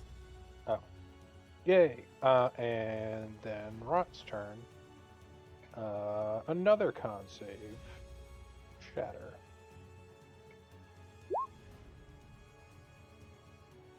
So he is at disadvantage. 18 Not even close, homeboy. minus 30. And since he does not seem to have legendary actions, hurl through hell. Boy. Any save? I think it's a charisma save. Yeah, He's so good at charisma. no dice. 60 points of damage. Minus And gives us 60. a round to prepare. Yep, And he's is gone now my time. around. All right, Kalor, Bokosh, Spider, Diav, etc. Come up with your whatever round that you are doing, or go and pee like Brad is gonna go do right now. Move where you need to move, and does he appear in the exact same spot that he indeed disappeared from? Okay, sick. I'm just gonna ready my weapon attack. I'll ready a double magic missile, and I will have. Yeah, that's it. Okay. I am going to go into my umbral form, and then I'm going to get ready to double blast him with some what's it called? The fucking sorcerer Eldritch one, Blast? the Eldritch Blast, yes. The fucking sorcerer one. Spider, you take on your turn 12 points of fire damage, please. All right. All right. And anything else from anyone else? I think Maud did. I would like to ready an attack when it returns to use my javelin. All right, sounds good. In your sniper stance. Maud did. Of Does it return at course. the beginning of your turn, or does it return at the end of your turn? I'm looking it up. I think he's still peeing. Has anybody hit this thing with any kind of damage? What have we hit it with? Thunder, fire, It's the end Yeah. of his turn. end of his turn. Had All right, so Maud. Maud still has to do a thing, and then let us know what you're gonna do, Maud. Well, his thing won't affect the creature because it'll be at the end of his turn. No, I know, but if he's readying in action, Oh, right. I guess it doesn't matter. Whatever, fuck him. Kalor, you were doing what? The creature returns. What are you doing? You're ready to Eldritch action. Blast! Eldritch Alright, Blast. there we go. Everyone roll. Just do your rolls and go for it. You can do it right now. Mine's just 146 arcane. Would it be- 146 arcane. Minus 146 arcane. Would it be Breathing- blah, blah, blah, blah, blah, blah. Would it be just the one attack? It'd be your full action attacks. So if you have 4 Oh, attacks, okay, whatever it is, okay. then it's 4. Kalor, that's a natural 20. That's beautiful. Count up the damage and let me know. Its AC is 21, which I believe so far your javelins of lightning have all hit. So just add it all up and let me know what the damage is. Yes, Hold sir. Danger. And you get 3 more Eldritch Blasts, Caleb. Okay. Do bonus actions count, Jesse? Do you have 2 up and fighting with it? Yeah. Then yes. Is he immune to necrotic or anything? His resistances are Right. immunity to poison. That's the only thing. Okay. You need a calculator. Ew.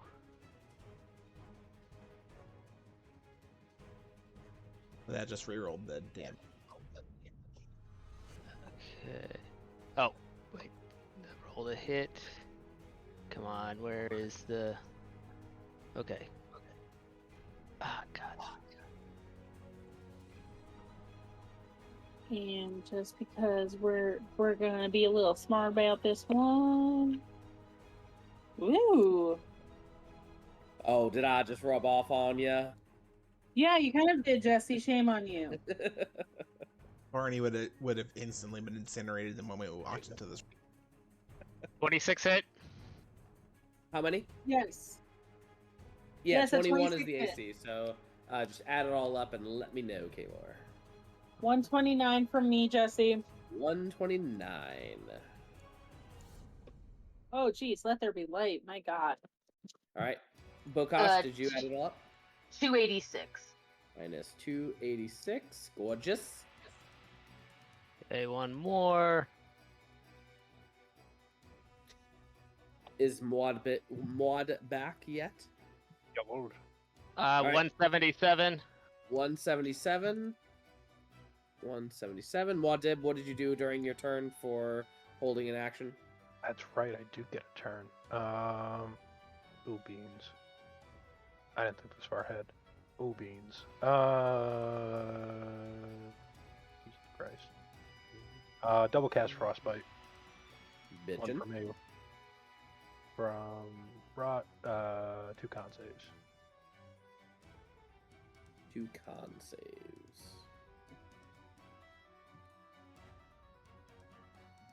No damage. No damage. All right. All right. Back to Kaylor. Kaylor, it is your turn. What would you like to do? Okay. Let's see. We are going to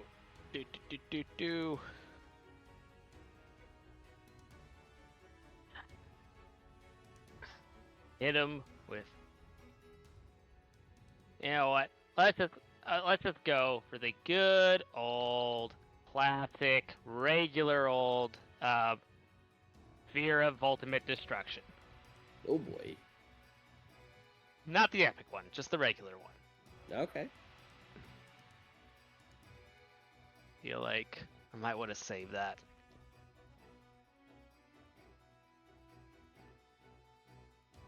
Okay, and then I'm going to summon that right in front of him and ram it into him.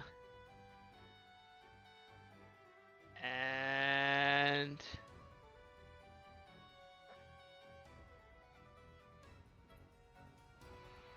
Dexterity save. Nice. 17, not going to be good.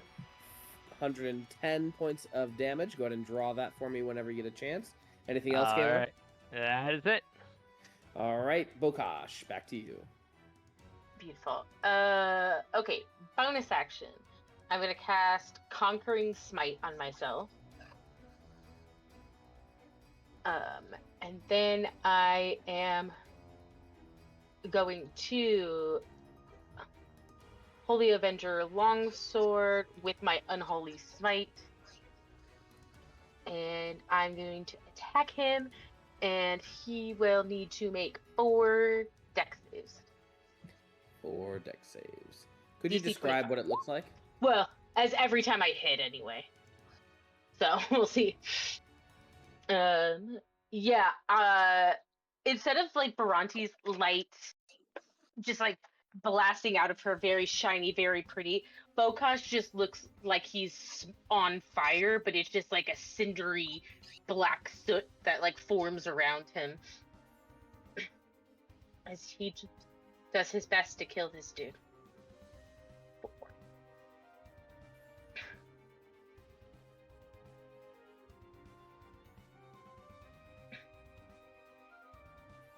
D12. Gee.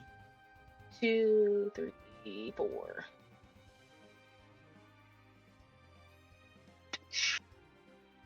Yeah, I know. Okay, yeah. So 22, 29, 31, 21. 21 puts damage? No. Notice that all hit. Oh, 21 is its AC. Okay, so it does all hit.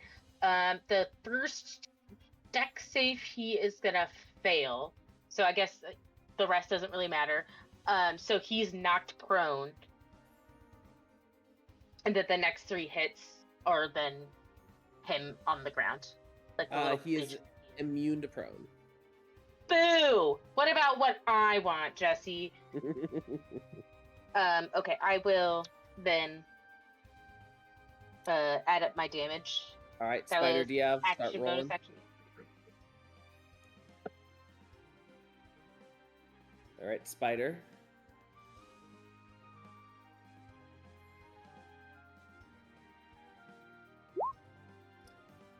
Miss, hit, miss, hit. 3 hits. Okay. I'm gonna action surge just for the hell of it. Go for it. So I'll count those first 4 as the first part, and then the last 2 as the second one. Sure. AC is 21. Add it up Okay. whenever you get a chance. Will do. And I'm going to use a d12, and we're going to hit with crossbang. Cool beans. I'll get those numbers to you shortly, sir. All right. I'm gonna hit him with a life tap, so I fire a magical dart, and it hits the side of him, and then another one flies out of my coat and punctures Kaelor in the side. And I'm gonna do 38 necrotic damage to the primordial and give Kaelor 38 temporary hit points. Okay. Auto fire off a 5th level magic missile with that, so that'll be another 73 arcane damage. Another 73. Yep. 73. 189. 189 from Bokash. 189. Spider. 1 second. No worries. 113. 113. All right. It is back to the Primordial's attack. And first off, during its turn, Hit me. everyone takes 13 fire, 13 cold, 11 lightning, and 12 bludgeoning. And because he was just taunted by Mwad, He's gonna attack everybody else. everyone in the area, please make a dexterity saving throw. Ooh. +9. What's the area? Everyone. Save. Not save. Not save. You can do an Indomitable now. Oh wait, she Spider. did it twice. The 17 save. No, okay. I didn't mean to roll it twice. I just rolled the 1, and it's doing the 2 roll thing again. Silly Spider. Yeah, so 17 + 9, so she's fine. All right, waiting on Kaelor. Sorry, I got sidetracked for a second. What do you need from me? Dexterity save. Okay. Also, you have 38 temporary hit points.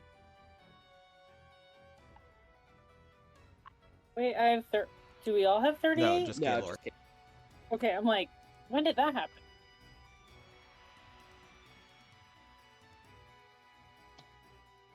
I was about to mark off a spell slot, and I realized I get life tap at will. All right, everyone saves, so you're going to take half as much damage. Additionally, all lasting effects. Cool. So first off, this is going to be bludgeoning. So 102 bludgeoning. Then, So it's 51. yeah, it's halved. Everything is halved. So then 23 halved fire damage. Then 21 cold damage halved. Then 25 lightning damage halved. So Or if you have quartered resistances, yeah, if you have resistances to things, then you figure it out on your own. Wait. Okay. And it's all 4 combined, or? Yeah, all 4. Well, they're different damage types, so if you have resistances to certain things, then that's Gotcha. why it matters. But the first one's bludgeoning, then fire, then cold, then lightning. So you guys feel this immense power from the chest of the primordial elemental just begin to expand, and finally a whirlwind of wind and fire and water and lightning just explode out from this creature, causing you all to take damage. But luckily, most of you withstand the fury. Let's see, what else? The terrain is gone, and the water is gone, and that'll be its turn. Wadid, back to you.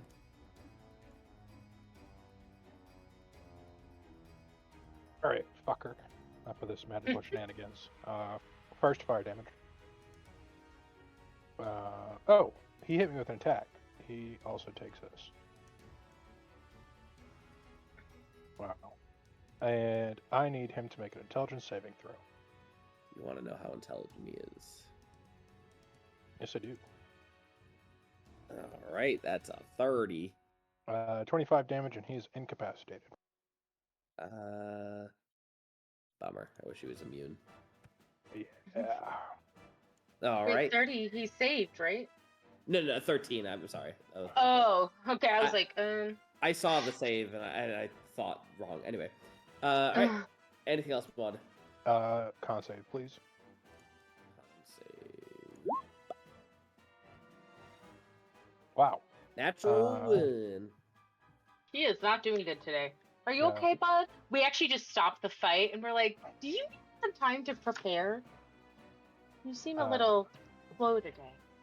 It has disadvantage on its next weapon attack roll before it makes it to the end of its turn. As well.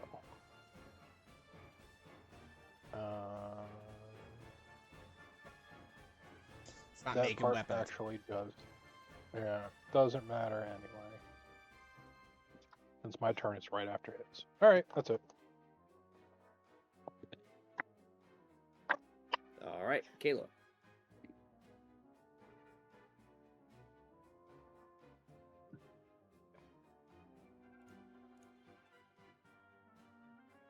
Sorry, on mute again. Ramming him again with the Spear of Ultimate Destruction.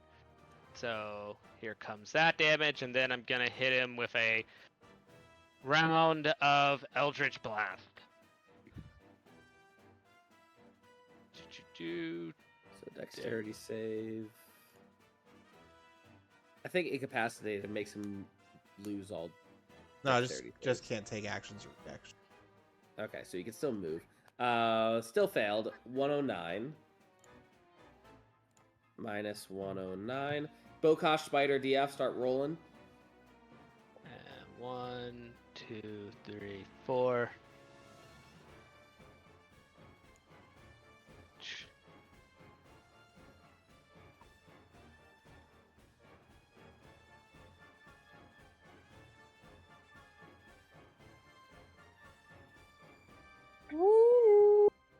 And that's 116 total on the Eldritch Blast.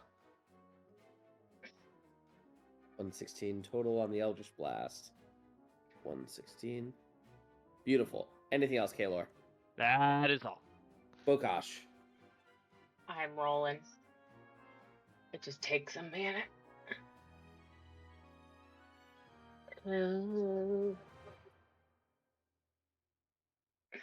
How many is that? 1.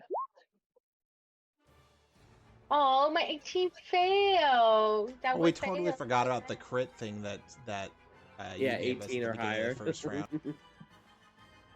Facts. Well, if you roll an 18 or higher, that was my bad.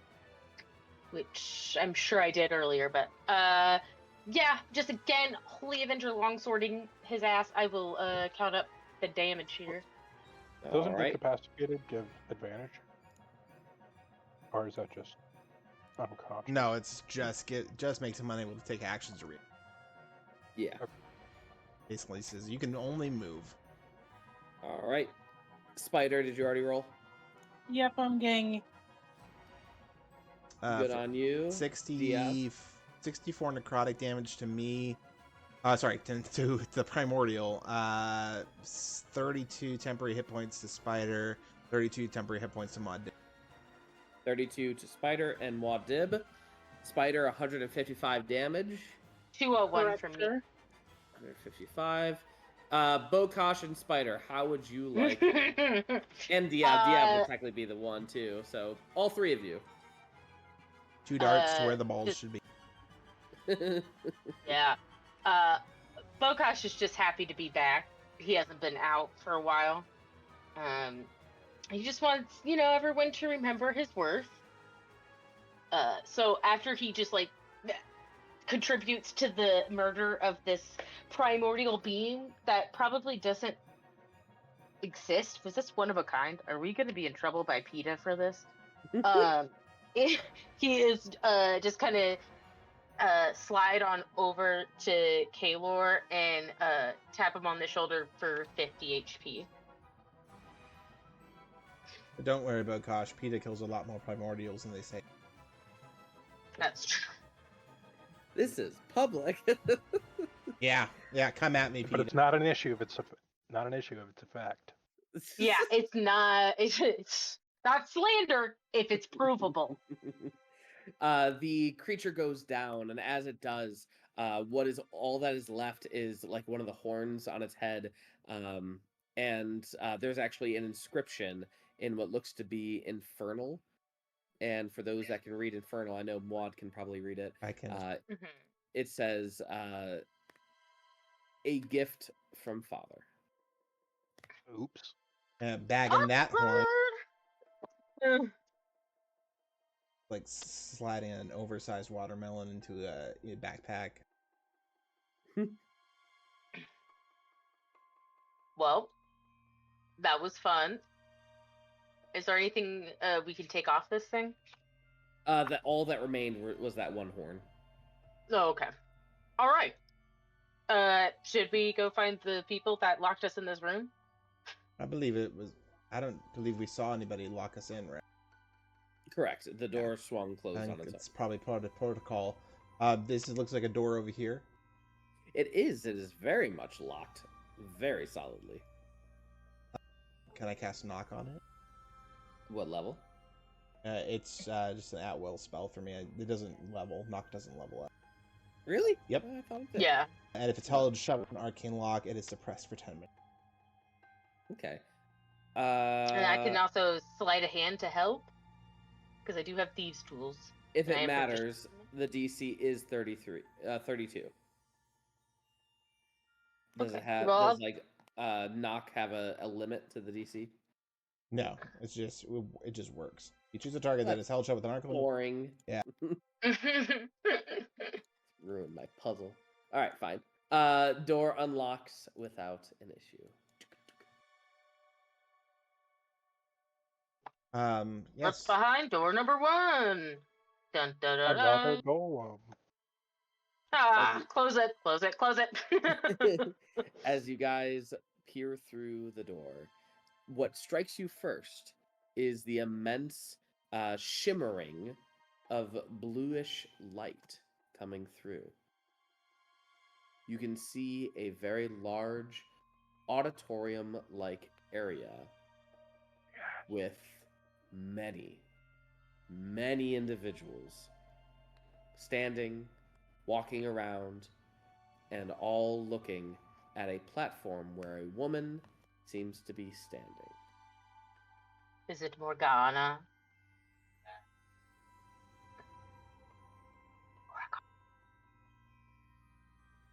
Is this a new picture of her?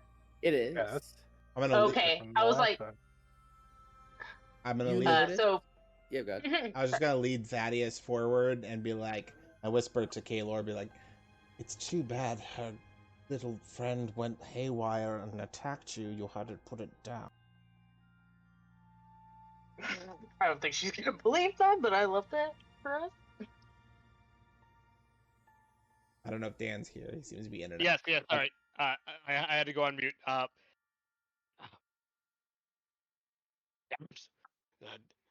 Damn it! I told them that group was unfit for harvest, and they didn't listen. And look what happened. It's all that fool's fault. Beautiful. Do you all enter? Sure. Fuck yeah! No healing. Let's do it. Hey, third perspective.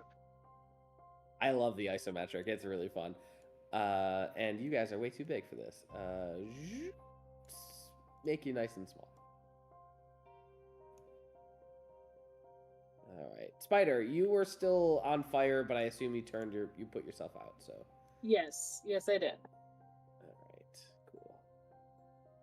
The scale should be accurate. I'm pretty sure I made it accurate, but you can test that out on your own. How many empty soul coins you got there, Brad? 95. As you all enter the room, you can hear Morgan shouting to the immense group of people, you also notice that many of the priests here, although their face is mostly shadowed, they look like they have deteriorated.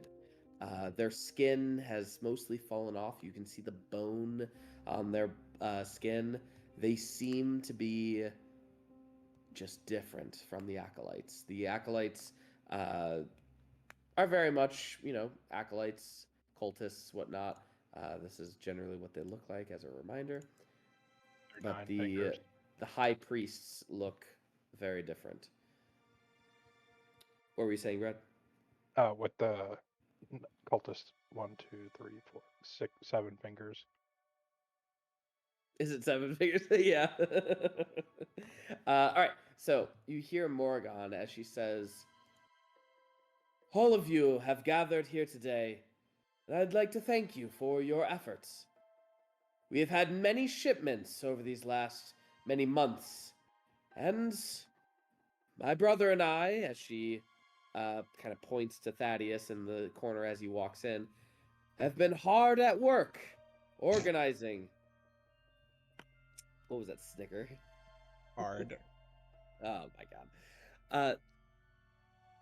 But our work is not done. Something that we need to do is ascend with our father. Become a part of the Pantheon. Become the only ones of this Pantheon.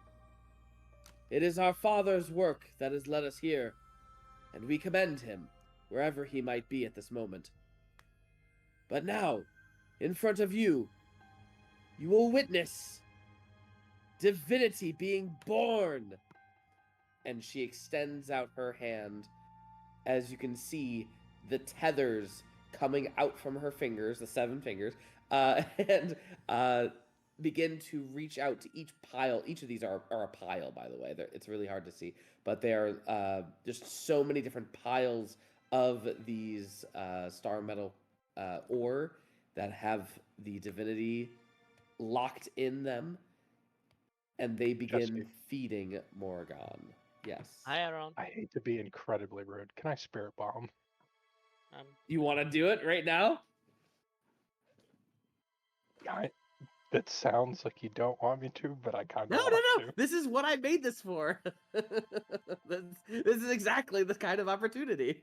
Yeah, they want divinity. I'll show them divinity. It's in my pocket. Nice jingly coins. All right. If everyone is ready, we're gonna roll initiative. Quick question: Are we still rolling with the overload level 5 or level 6 on that wand? I don't understand. Sorry. For the wand I recently picked up, for when I do the thing, am I going to overload 6 and taking a bunch of damage, or am I going to overload level 5? That's a Jeremy question. Overload 5. Overload 5. Okay. Got it. Go ahead and roll yourself into initiative. Oh, that's a lot.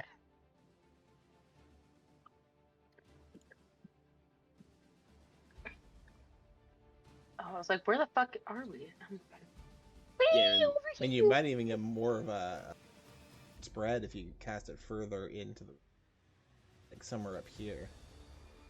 Yeah, I'm going for flashiness. Oh, okay. I mean, actually, yeah, that's a good amount right there. Can I pin this?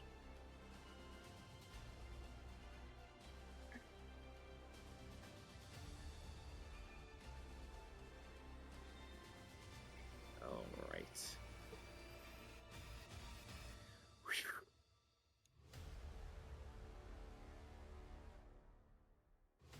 Waiting on Spider, I think.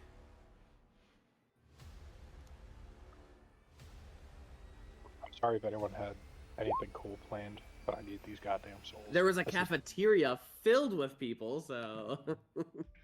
Yeah, but I want theatrics. I don't want to snuff out people eating a ham and cheese. That's still kind of cheap. They might come in behind us, though. Those other guys were a little suspicious. Oh, that's exactly what's gonna fucking happen. Spider, you have a higher dex than Diab, I assume, so you get to go first.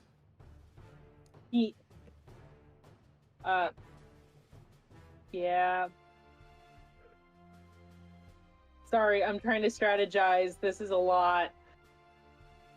This is a lot. All right. I thought I got good initiative last week.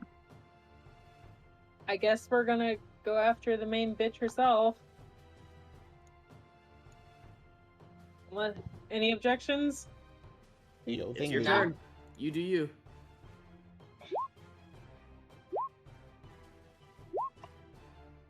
Morrigan's AC is 24, if that matters. She has a very strong mage armor on her.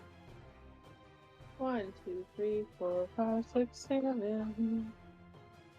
We're doing action surge.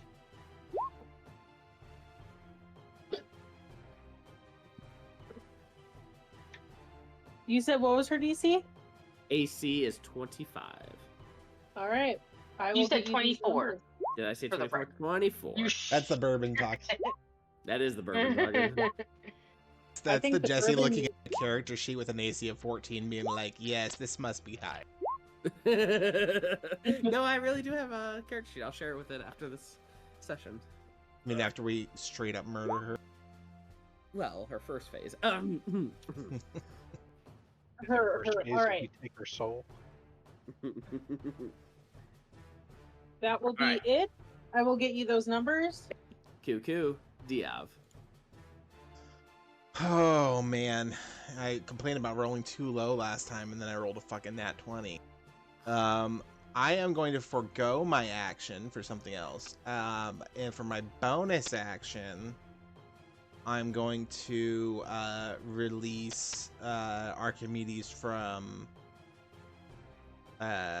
Mod Dib's chest and instruct him to shape change for his turn. And that's my turn. What? Archimedes is a dragon. Oh, okay. I don't know why I thought you polymorphed Mod Dib just now. Again, bourbon. All right, cool. So I have a dragon on the field, but that's his whole turn, is shape change.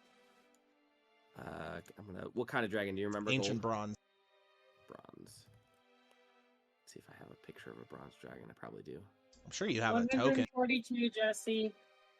One more time, say again. 142. That seems really low. 142. Double check it. Just make sure. No worries. Well, because we've been having different ways of calculating crit hits for a while. Like, because I swear to God, we were doing something different. Like last week, we were saying only the piercing takes double, but I think the first couple of weeks we were doing everything was double. Everything is supposed to double. Nope. Just like your crits show I've been nerfing myself. Okay, we're gonna recalculate that. Well, stop nerfing yourself. Well, we Stop need nerfing to get yourself, nerd. clarity here. All right, here is Le Dragon. I'm going to give you permission. Cool.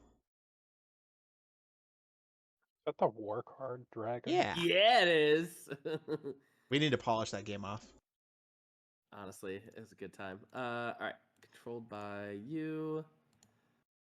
There you go. Should be good. I'm gonna have him fly up here. Is he in the air? Yeah, it was about 30 feet in the air. 30 feet in the air. I'm going to give him a blue thing, so I know he's in the air. Cool. Spider, anything else? Nope. I'm just getting calculations done. Do you have anything else? That is my whole. Cool. The nullifier priest is going to rush over to Bokosh and just scream, "What the heck is that?" No, it's piercing. Okay, good. So this is going to be the maddening dagger for a 27 to hit Bokosh. Mm-hmm. Make a wisdom saving throw, please. All right, 338 damage. There you go. All right. 142 back, and then 338. 338.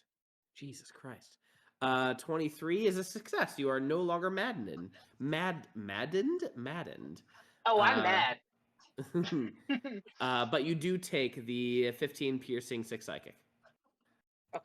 My piercing is halved. Piercing is halved. Let's see what else we got. So this guy, he is going to anti-magic ray Bokosh. Oh wait, so is the psychic. Psychic isn't. I'm immune to psychic. I'm my Kalistar.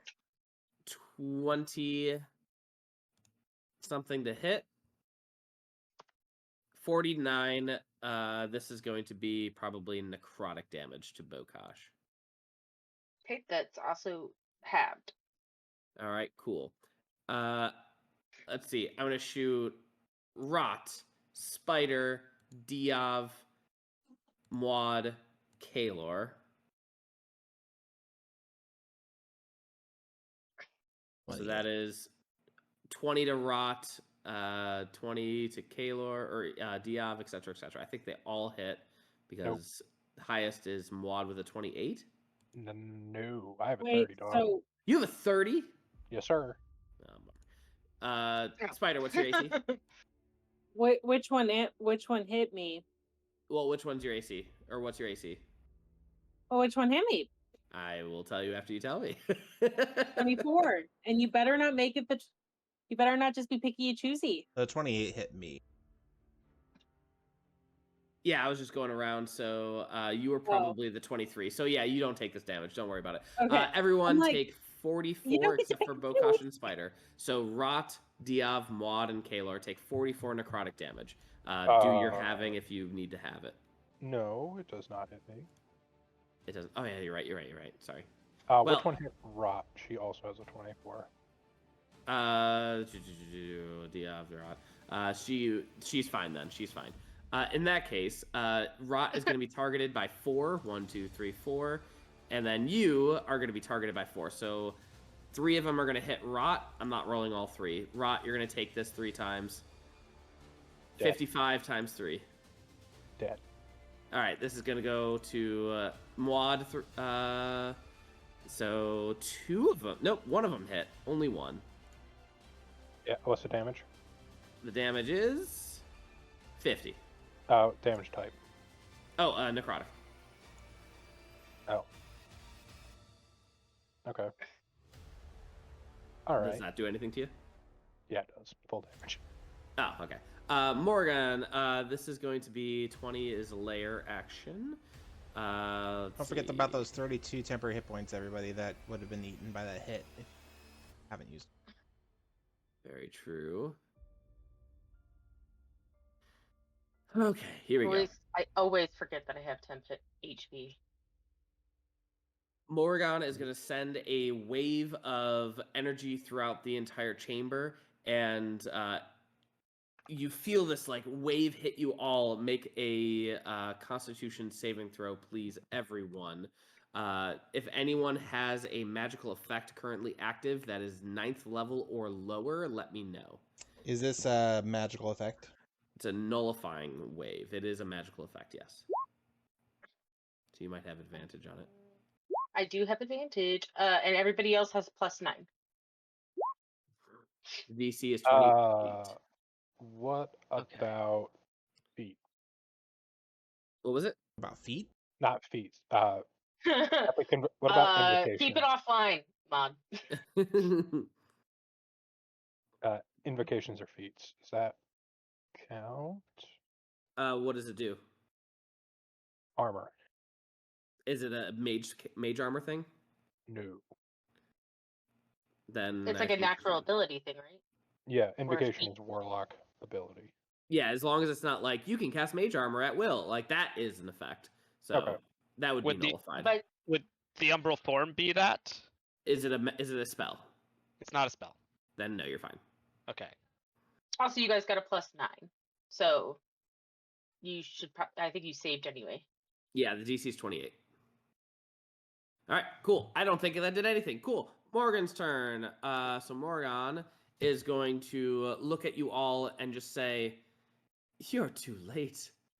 I don't think you even realize what you've gotten yourself into.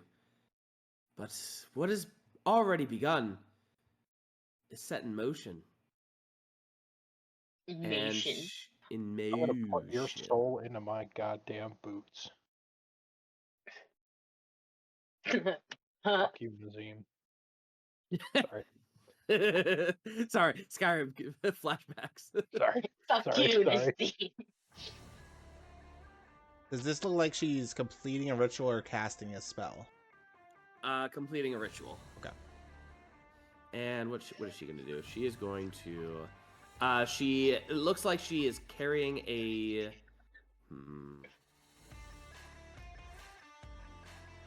What do I want to do? There's so many things I gotta do. Oh, God, there's so many things. First, she is going to teleport. Nope, she can't. That's a fucking legendary action. Alright, cool.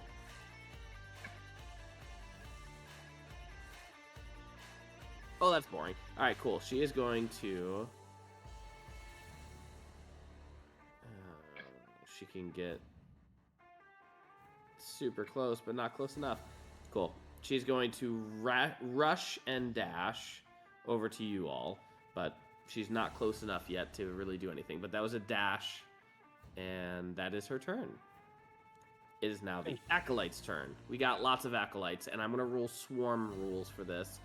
So, first off, many Acolytes are going to cast Cure Wounds on Morgan. Gonna rush up to her and cast Cure Wounds, and I'm gonna multiply that 7 times 40.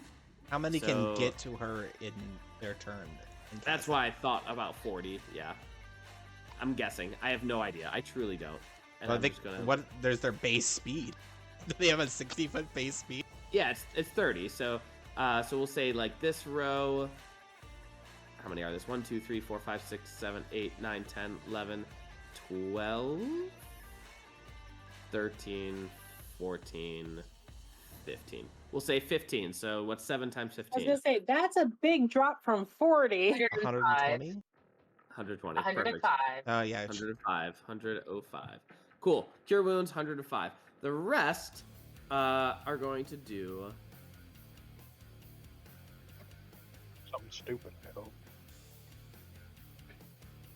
Yeah, they're just going to begin blasting. Anyway, I started blasting. We're going to do a lot of Sacred Flames. And this is going to be Dexterity saving throws.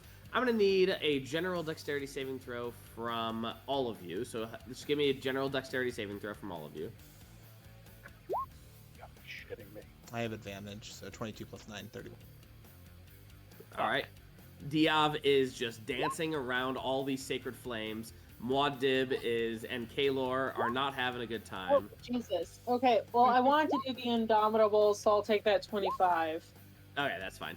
Muad'Dib and Kaelor, you're going to take 60 points of damage and 130 points of damage.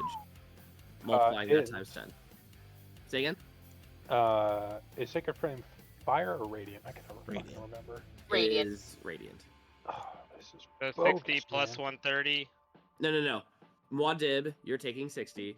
Kaelor, you're taking 130. Sorry. Are you resistant to radiant? Anything? Yeah, not radiant. Oh. Bummer. That's That's a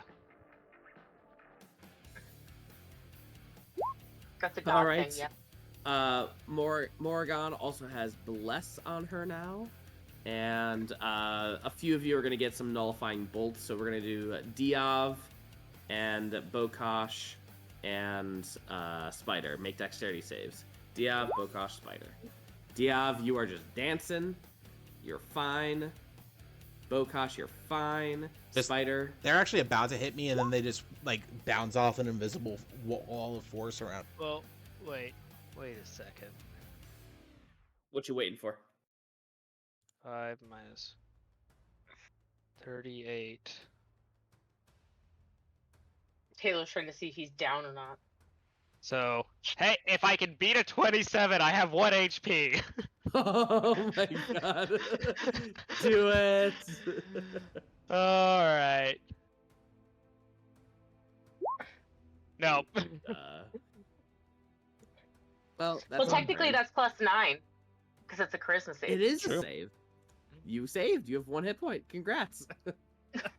Hey, Kaelor, guess what? It's your turn. Ah! Mama. I get out. I get out my wand.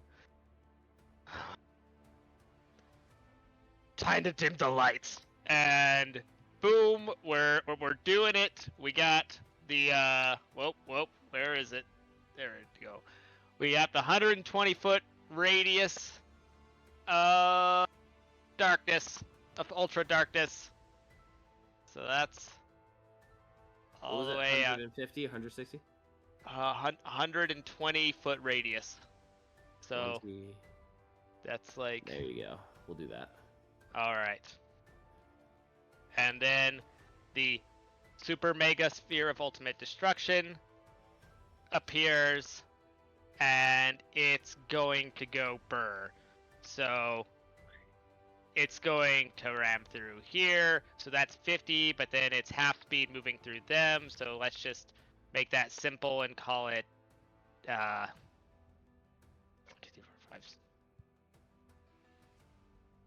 30-ish or something. Is this your wand one you're doing? No, this is the Oh. yes, this is the wand one. So you're So starting using and the stopping. ability. Yeah, you're starting and stopping.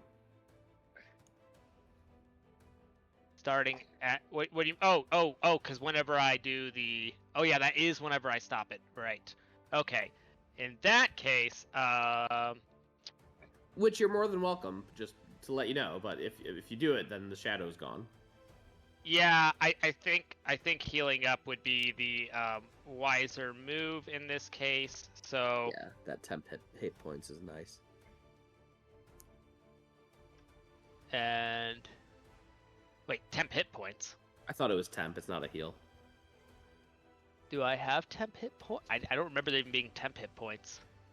Let me read it again. Yeah, it becomes 10 hit points. The damage, half the damage you do with the ultimate sphere. Ultimate sphere. Yeah. Which is going to be quite a lot. So it's going to be a good amount. So like don't think it's not. One hit point and like 400 temporary. Exactly. Actually, that would pretty much accomplish what I'm trying to accomplish, so I think I'm gonna do that. All right. So the sphere of ultimate destruction, boom up here, and then boom down here. Go ahead and roll whatever the damage is going to be, and just roll it once, and then we'll just take that as is. These acolytes have 55 points of hit points. And right, so slash roll 30 d 10. All right, so the nullifier priests are going to fail anyway, but they are not dead, but they're looking very upset. All of the acolytes are very much dead. So that's 155. I'm not even going to roll their dex because they're going to fail anyway. So, all right. Ready? We're going to count, and then we're going to multiply this. So 55 times 1, 2, 3, 4, 5, 6, 7, 8, 9, 10, 11. 605, and then it did 155 to how many of the nullifier priests? Two of them. So plus 310. Yeah. They would also all have disadvantage on the throws from the Doesn't darkness. matter, they're dead.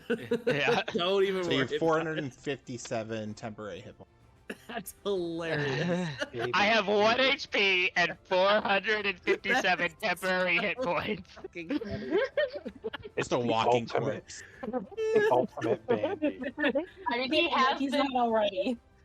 always been a walking corpse, so this really just makes it. You're just seeing Kaylor like with shadows rippling off him like smoke, and you just see blood dripping from his body. I didn't hear no bell. Kaylor, anything else? You're gonna pay for that. Maudid, it is your turn. Oh, you know it's coming there. Boss Pause. man. Before your turn, actually, there's a legendary action I need to do. Stuck my fat Luckily, butt. she has reach, and this is going to go towards Bokosh. And this is going to be the Void Blade. Not a spell, correct? No, it's just a blade. It's like she takes out a bladed weapon with like a little chain attached to it, and she whisks at Bokosh. So that's 29 to hit. 29 will hit. The necrotic and the vile damage are halved. Nice. Vile? Fucking paladin, man. Vile is halved? Really? Correct, yeah. Okay, well, the halve, your maximum HP is lowered by 9 hit points. Just be aware. No. Okay, well, it is what it is. Maudib. Maudib, Okay. it is your turn. Quick question. How big is Dragon, and if I hit Morgan, do I hit Dragon with circle? What does your thing say? It says all creatures, right? No, I was just wondering on size, Oh. not so much. I think gargantuan. I can look it up. Gargantuan for the dragon. So, say clipping the corner of the card is clipping him. It is also 30 feet in the air. Jesse? It is 30 feet in the air, so good point. No, it won't hit the dragon. Okay. I wish I knew how to lock this. Someone draw that. Yeah. Because this bitch going, well, yeah, just kind of mark the guys I'm on coming. the outside. I got it. There we go. Giggity. Oh, yeah. Oh, that's Jesus gross. fucking that's grotesque. It's like you're about to do the that one meme face. Oh, all right. Okay. This is gonna be a lot. That's gonna be fun. I Does need look more. like Jesse is We're about to just- wowjack us. We're just gonna assume everybody but Morgan is gonna die from this. Most likely. So Morgan makes a con save. Morgan makes a con save. Something she's good at. Not even close. Oh, boy. Ah! Can she use legendary resistance? You tell me. I mean, yes. Not mythic or epic, they auto fail. We did not do anything for that, so yes. Okay, cool. So she takes half damage. Okay. This is a lot. I So, don't are know you how doing the long. full ball and then sending it? Spirit bomb? You're just sending it. Okay, you're immediately using it. I need these sweet, sweet souls. It's a harvest. It's a harvest job. They need con Okay. saves then. 2 double con saves. Well, roll the damage first if it even matters. It's 48 d12. I don't think they're gonna make it. Plus 30. That's. I'm just gonna say. I clicked that 5 seconds ago. There we go. Okay, so the nullifier priests have a chance. You said con Yeah, maybe to 30. or 5. Hey, One of them will One survive. did. One of them will survive. He's the one who will have tell the tale. All right, I'm gonna count for you. 1, 2. Oh, fuck. All right. This needs to go back. All right, cool. So I counted 1, 2, 3, 4, 5, 6, 7, 8, 9, 10, 11, 12, 13, 14, 15, 16. You're alive. 17, 18, 19, 20, 21, 22, 23, 24, 25, 26, 27, 28, 29, 30, 31, 32, 33, 34, 35, 36, 37, 38, 39, 40, 41, 42, 43, 44, 45. Yeah. So- and then this 40. guy is practically on his last limb. Cool. All right. Could you describe what just happened? I don't know if I can do that justice. It is necrotic damage. Because I hope she's not resistant to necrotic. Looking at Morgan, she is resistant to necrotic. I would like it to be radiant. She is resistant to radiant. Okay, doesn't No, wait, matter. I take that back. I'm sorry. That's null and void. That's for her phase 2. So she is not resistant to radiant. So then that's Ugh. 181. I Cool. thought you were joking about the second phase. I have dropped the sun in this room. just immense light fills brilliantly throughout the entire room. And as the light dissipates, the souls are visibly sucked from their bodies, and you just see a wisp of energy flowing towards Maud as you hear clink, clink, clink, clink, clink, clink in his bag on his side, all the coins jingling. Also, all creatures I choose within 300 feet must make a Constitution save and have their souls tapped and tethered. That is a secondary con save I totally forgot to read. All right, cool. 300 feet. I'm just gonna roll. Well, Morgan saved anyway, so it doesn't matter. The nullifiers. Is there even? I think a that's chance? just for the use of the initial portion of it. Yeah, that's the initial portion exactly. But since you've closed the spirit bomb, it doesn't count it. All of the Okay, if they're not epic, they automatically fail. So yes, they all fail, but you closed it. That's right. So never mind. Okay. All good. I was not sure if that lasted afterwards as well. Okay, cool. That's kind of like the carrot. All right, Dib, anything else? Yeah, now it's Rot's turn.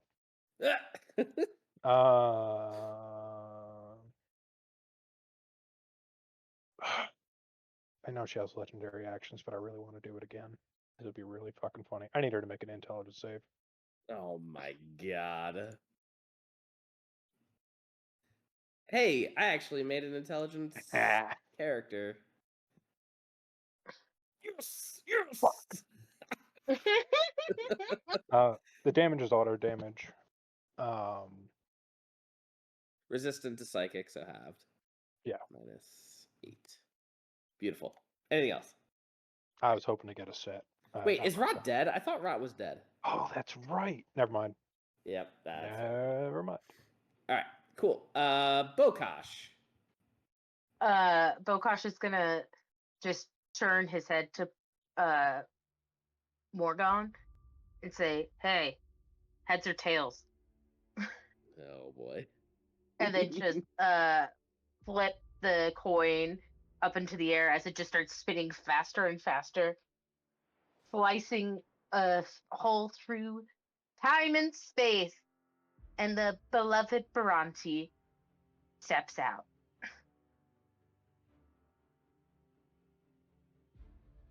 She needs to roll initiative. Does Bokash be like, damn, looking good? Yeah. It is kind of odd considering they're identical, but also not identical.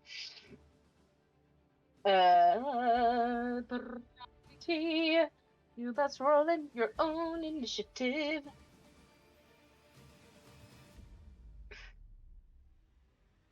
Nice. Stick. Wow. That makes so much sense. Yeah. So that was a bonus action. So then Bokash is going to use his action to slice up the priest in front of him. She's actually going to go right here. And she'll have 3 attacks because she used her bonus action. So she will 2 to Morgan and then 1 to the priest behind her. Okay. How much damage? I haven't even rolled yet, Jesse. Give me a second. Hurry up. Oh yeah, they all hit.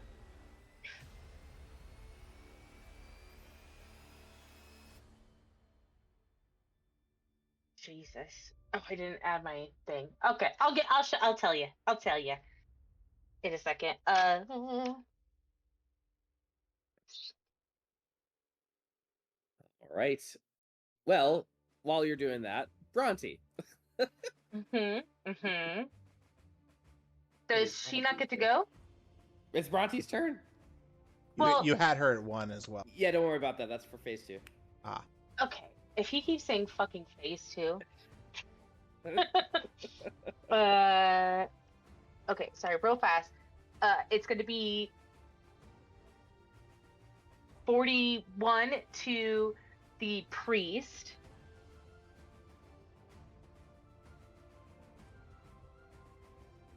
That is 41.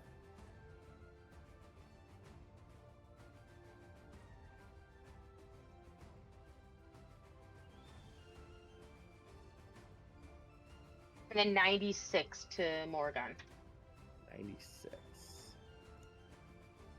All right. Anything else? If you can move Spider up one spot from. Spider up one spot from you. I got demoted. Like right there. No, I'm on the turn order because when you I see. yeah. Please tell me back. All right, Yeah. Spider. Like, yeah, go ahead and start rolling, Spider, as Bronte does her turn. Okay. And same with you, Dia. Bronte looking at her friend group, being like, "Oh, okay. How's everybody doing?" Coughs up blood. Yeah. She is going to heal her friend with a good old-fashioned mass cure wounds.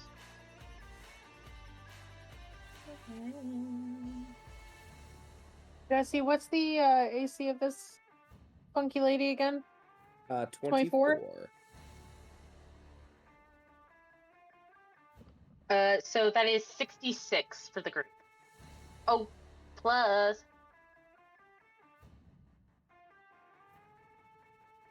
plus 24.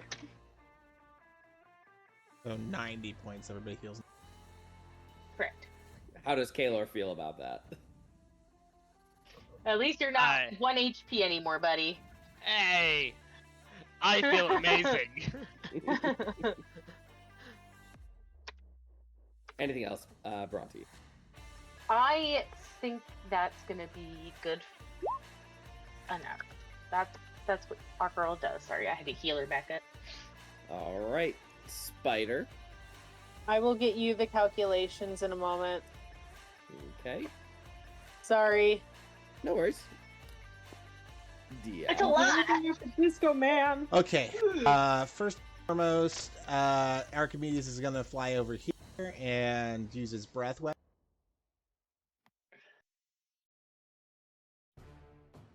Had this. Yeah, I get those guys. So just the 4 priests at the top aren't going to be hit by it, so I need them all to make a dex save. All right. DC 23. 193, Jesse. 193 to Morrigan. 193. Only one of those high priests pass, and then the acolytes are gonna fail. Though there's no chance unless they get natural 20s. Yep, they all fail. 105 lightning damage. Acolytes are gone. 105. Yep, 52 on the save, and then Diav's going.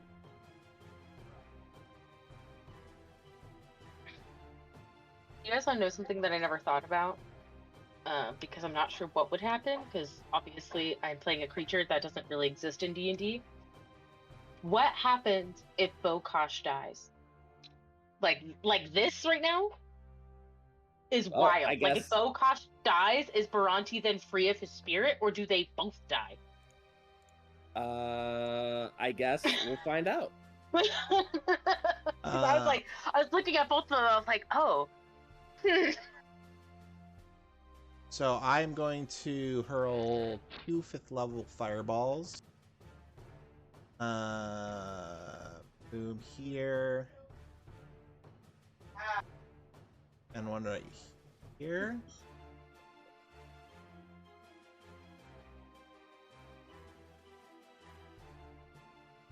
Hit all of them.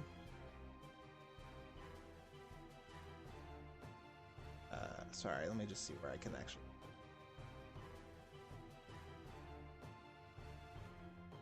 These guys too. So dex saves. And I will use my ring of amplification to maximize the damage on. Goobly. All right, the acolyte's gonna fail pretty much no matter what, and then these are the other guys. This is also Diav's incinerating fireball. Got it. So it's arcane damage. It is arcane damage, and they will take a d6 of arcane damage at the start of each round until they extinguish. All right.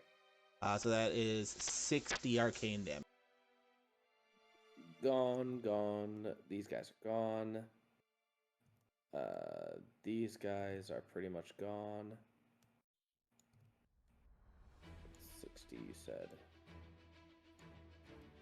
Would you call that accurate? Yeah, it's close enough. Yeah. 60 and 60. All right, cool. Anything else? Oh, bloody hell! No, that's it for me. I think. All right, Morgan's lair action. Targeting pulsing. Touch forcing creature make all right, cool. Everyone, please make a Constitution saving throw as Morgan sends out this pulse of energy again, but this time instead of nullifying, it is a necrotic energy that engulfs you, and this is going to be 40 points of necrotic damage if you fail a 28 DC. Everybody saved so far. Oh! Does he have advantage in magical?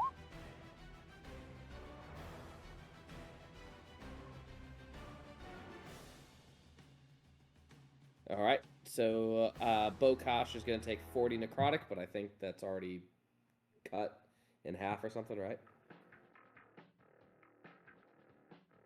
Babe, if you're talking, we can't hear you.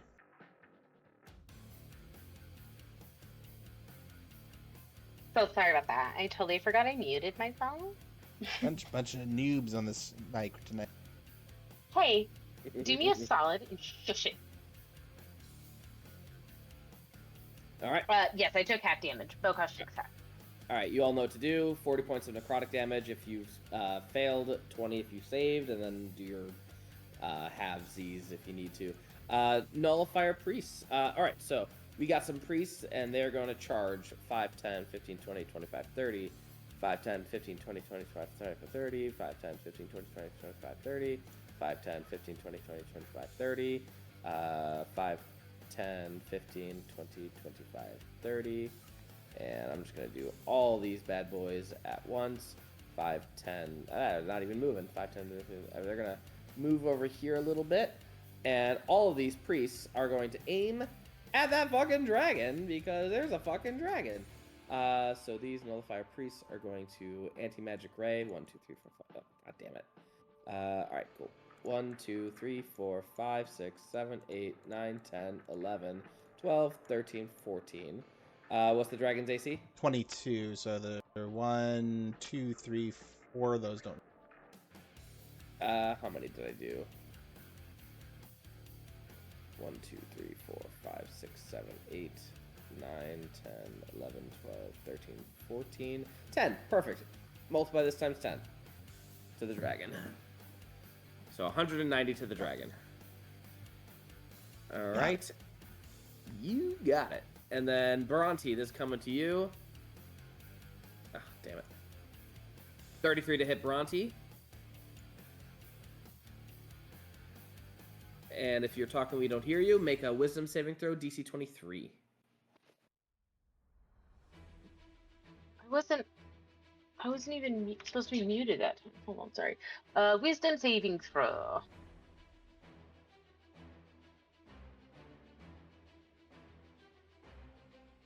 You pass with flying colors. You just take the 14 piercing and 11 psychic.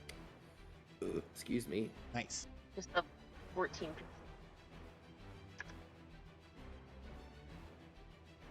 All right. Morrigan's turn. What can she do? She's going to just do her typical Void Blade on Bronte. Me. And then another Void Blade onto Maud. She has reach. And then another one onto Diav. Ooh, Diav. What's the reach on that? Jesus. Where is Diav? I'm down here. Oh, okay. Then in that case, that's going to Spider. What's hitting me? That 29, so not the crit, so you're lucky. All right. Okay. 33 so to... it's 39 and 7? 39, 7, 15. Okay. And that is Necrotic, Radiant, and Vile, if that matters. And that 15 Vile, your max HP is subtracted by 15. Bronte, you take 40 Necrotic, 8 Radiant, and 7 Vile. Vile reduces your max HP. And Maud, 35 Necrotic, 6 Radiant, and 11 Vile. And that Vile reduces your HP. And she takes 21 fire damage for hitting me. 21 fire damage, minus 21. Beautiful. Kaylor. Okay. Oh, I got a plan. So first, I am going to dimension door myself. If I can find it again.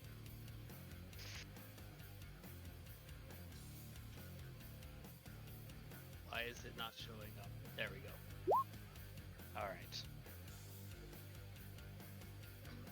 I am going to move myself over to the lion's den over there. Oh, really?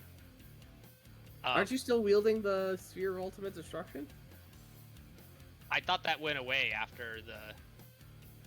Yeah, that's a good point. Jeremy, did you have an idea? Did it last or just last for that one round, the 200 feet? It lasted only for the ability to give him the tempi. Cool. All right, cool. So yes, it's gone. All right, and then I got a bigger plan for next turn, but for the meantime, I'm just gonna hit her with a round of Eldritch Blast for my bonus action. Morgan?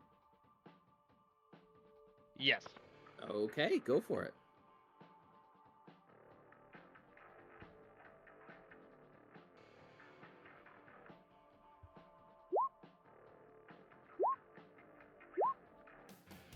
All will hit.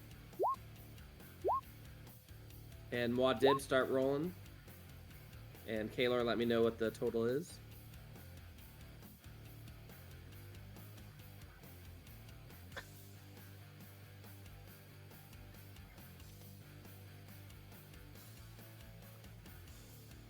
$122. 122.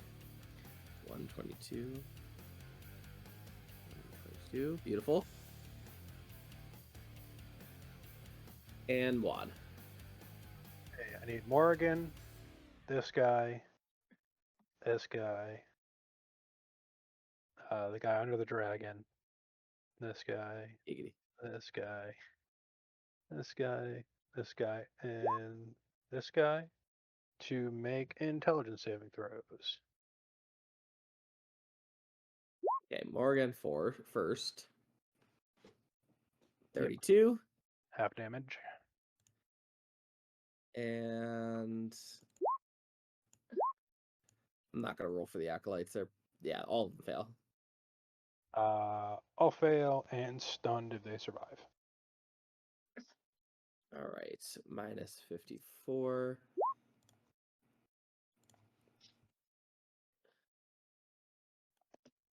Can you describe what happens? If they die, their heads explode. So far, this guy right here explodes. Head explodes. And then this guy way down here, technically, he has 55 hit points and you've rolled 54, but I'm still going to kill him because that's funny. And then this priest right here is not going to die. Cool. Minus 54, and Morgan is going to take half damage. Minus 27. Cool. Anything else?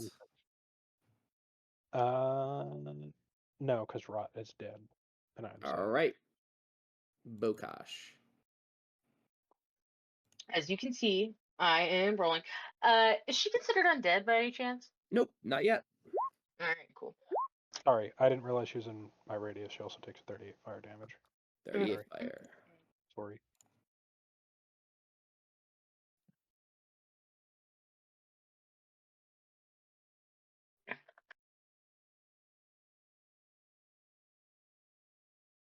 Woo! Okay, the total is 269. Nice. Okay. Anything else, Bokash? Nah. As Morgan looks at you all, She laughs and says, "You're too late. The ritual is complete." As she grows larger and larger, as all of the bright blue begins to dissipate. The ore no longer shimmers, no longer shines, and Morgan transforms into something else. You see before you a being of deific power. What size is she? She is considered huge. Okay. Okay, listen, I know that she's the bad guy, but we do not body shame. And we have just entered phase 2. Jesse, you said that she had the little tendrily attachments. They are no longer attached because she just sucked all the energy out of the ore. Yeah. So no one can do magical hijinks to, say, undo those? Depends on what you're trying to do. We could always roll for it. I like the shenanigans. But as she transforms, she now is flying a little bit above you, right around here. And on top of that, you see the door swing open as a crowd of acolytes and priests rush in. And I think that's a good place for us to end. This is what I don't understand, okay? If you wanted to have the aphid powers, do the hard work! Kids these days are so lazy! The divine. Well, they just smoke. Most of you used your ability, except for, I think, Diav and Spider, but you'll have opportunities, I'm sure. I was gonna say my ability would have been kind of useless with my current situation. What is your current situation? I think it would have been really great. It would have been, but also there was like nothing around me for a hot minute, and Yeah, I also kind of wanted to, deal with this. Blame first. Wadib, blame Kaelor. It's all their fault. Oh Because they yes, killed everyone. always blaming other people. But don't worry, there's a fresh slew of cannon fodder ready and waiting for you. And they're about to get really sweepy. All right. Well, I hope you enjoyed if you were listening. Thank you so much. And anything else from anyone else? Wish us luck. Rubber Pray baby to a bunky god, bunky. whoever you believe in. And if you want to be in pray the to Veronti. if you want to be in the Olympics, don't spend money and fraud your way to the top of a breakdancing competition. That was really correct. funny. Good advice. All right. Good night.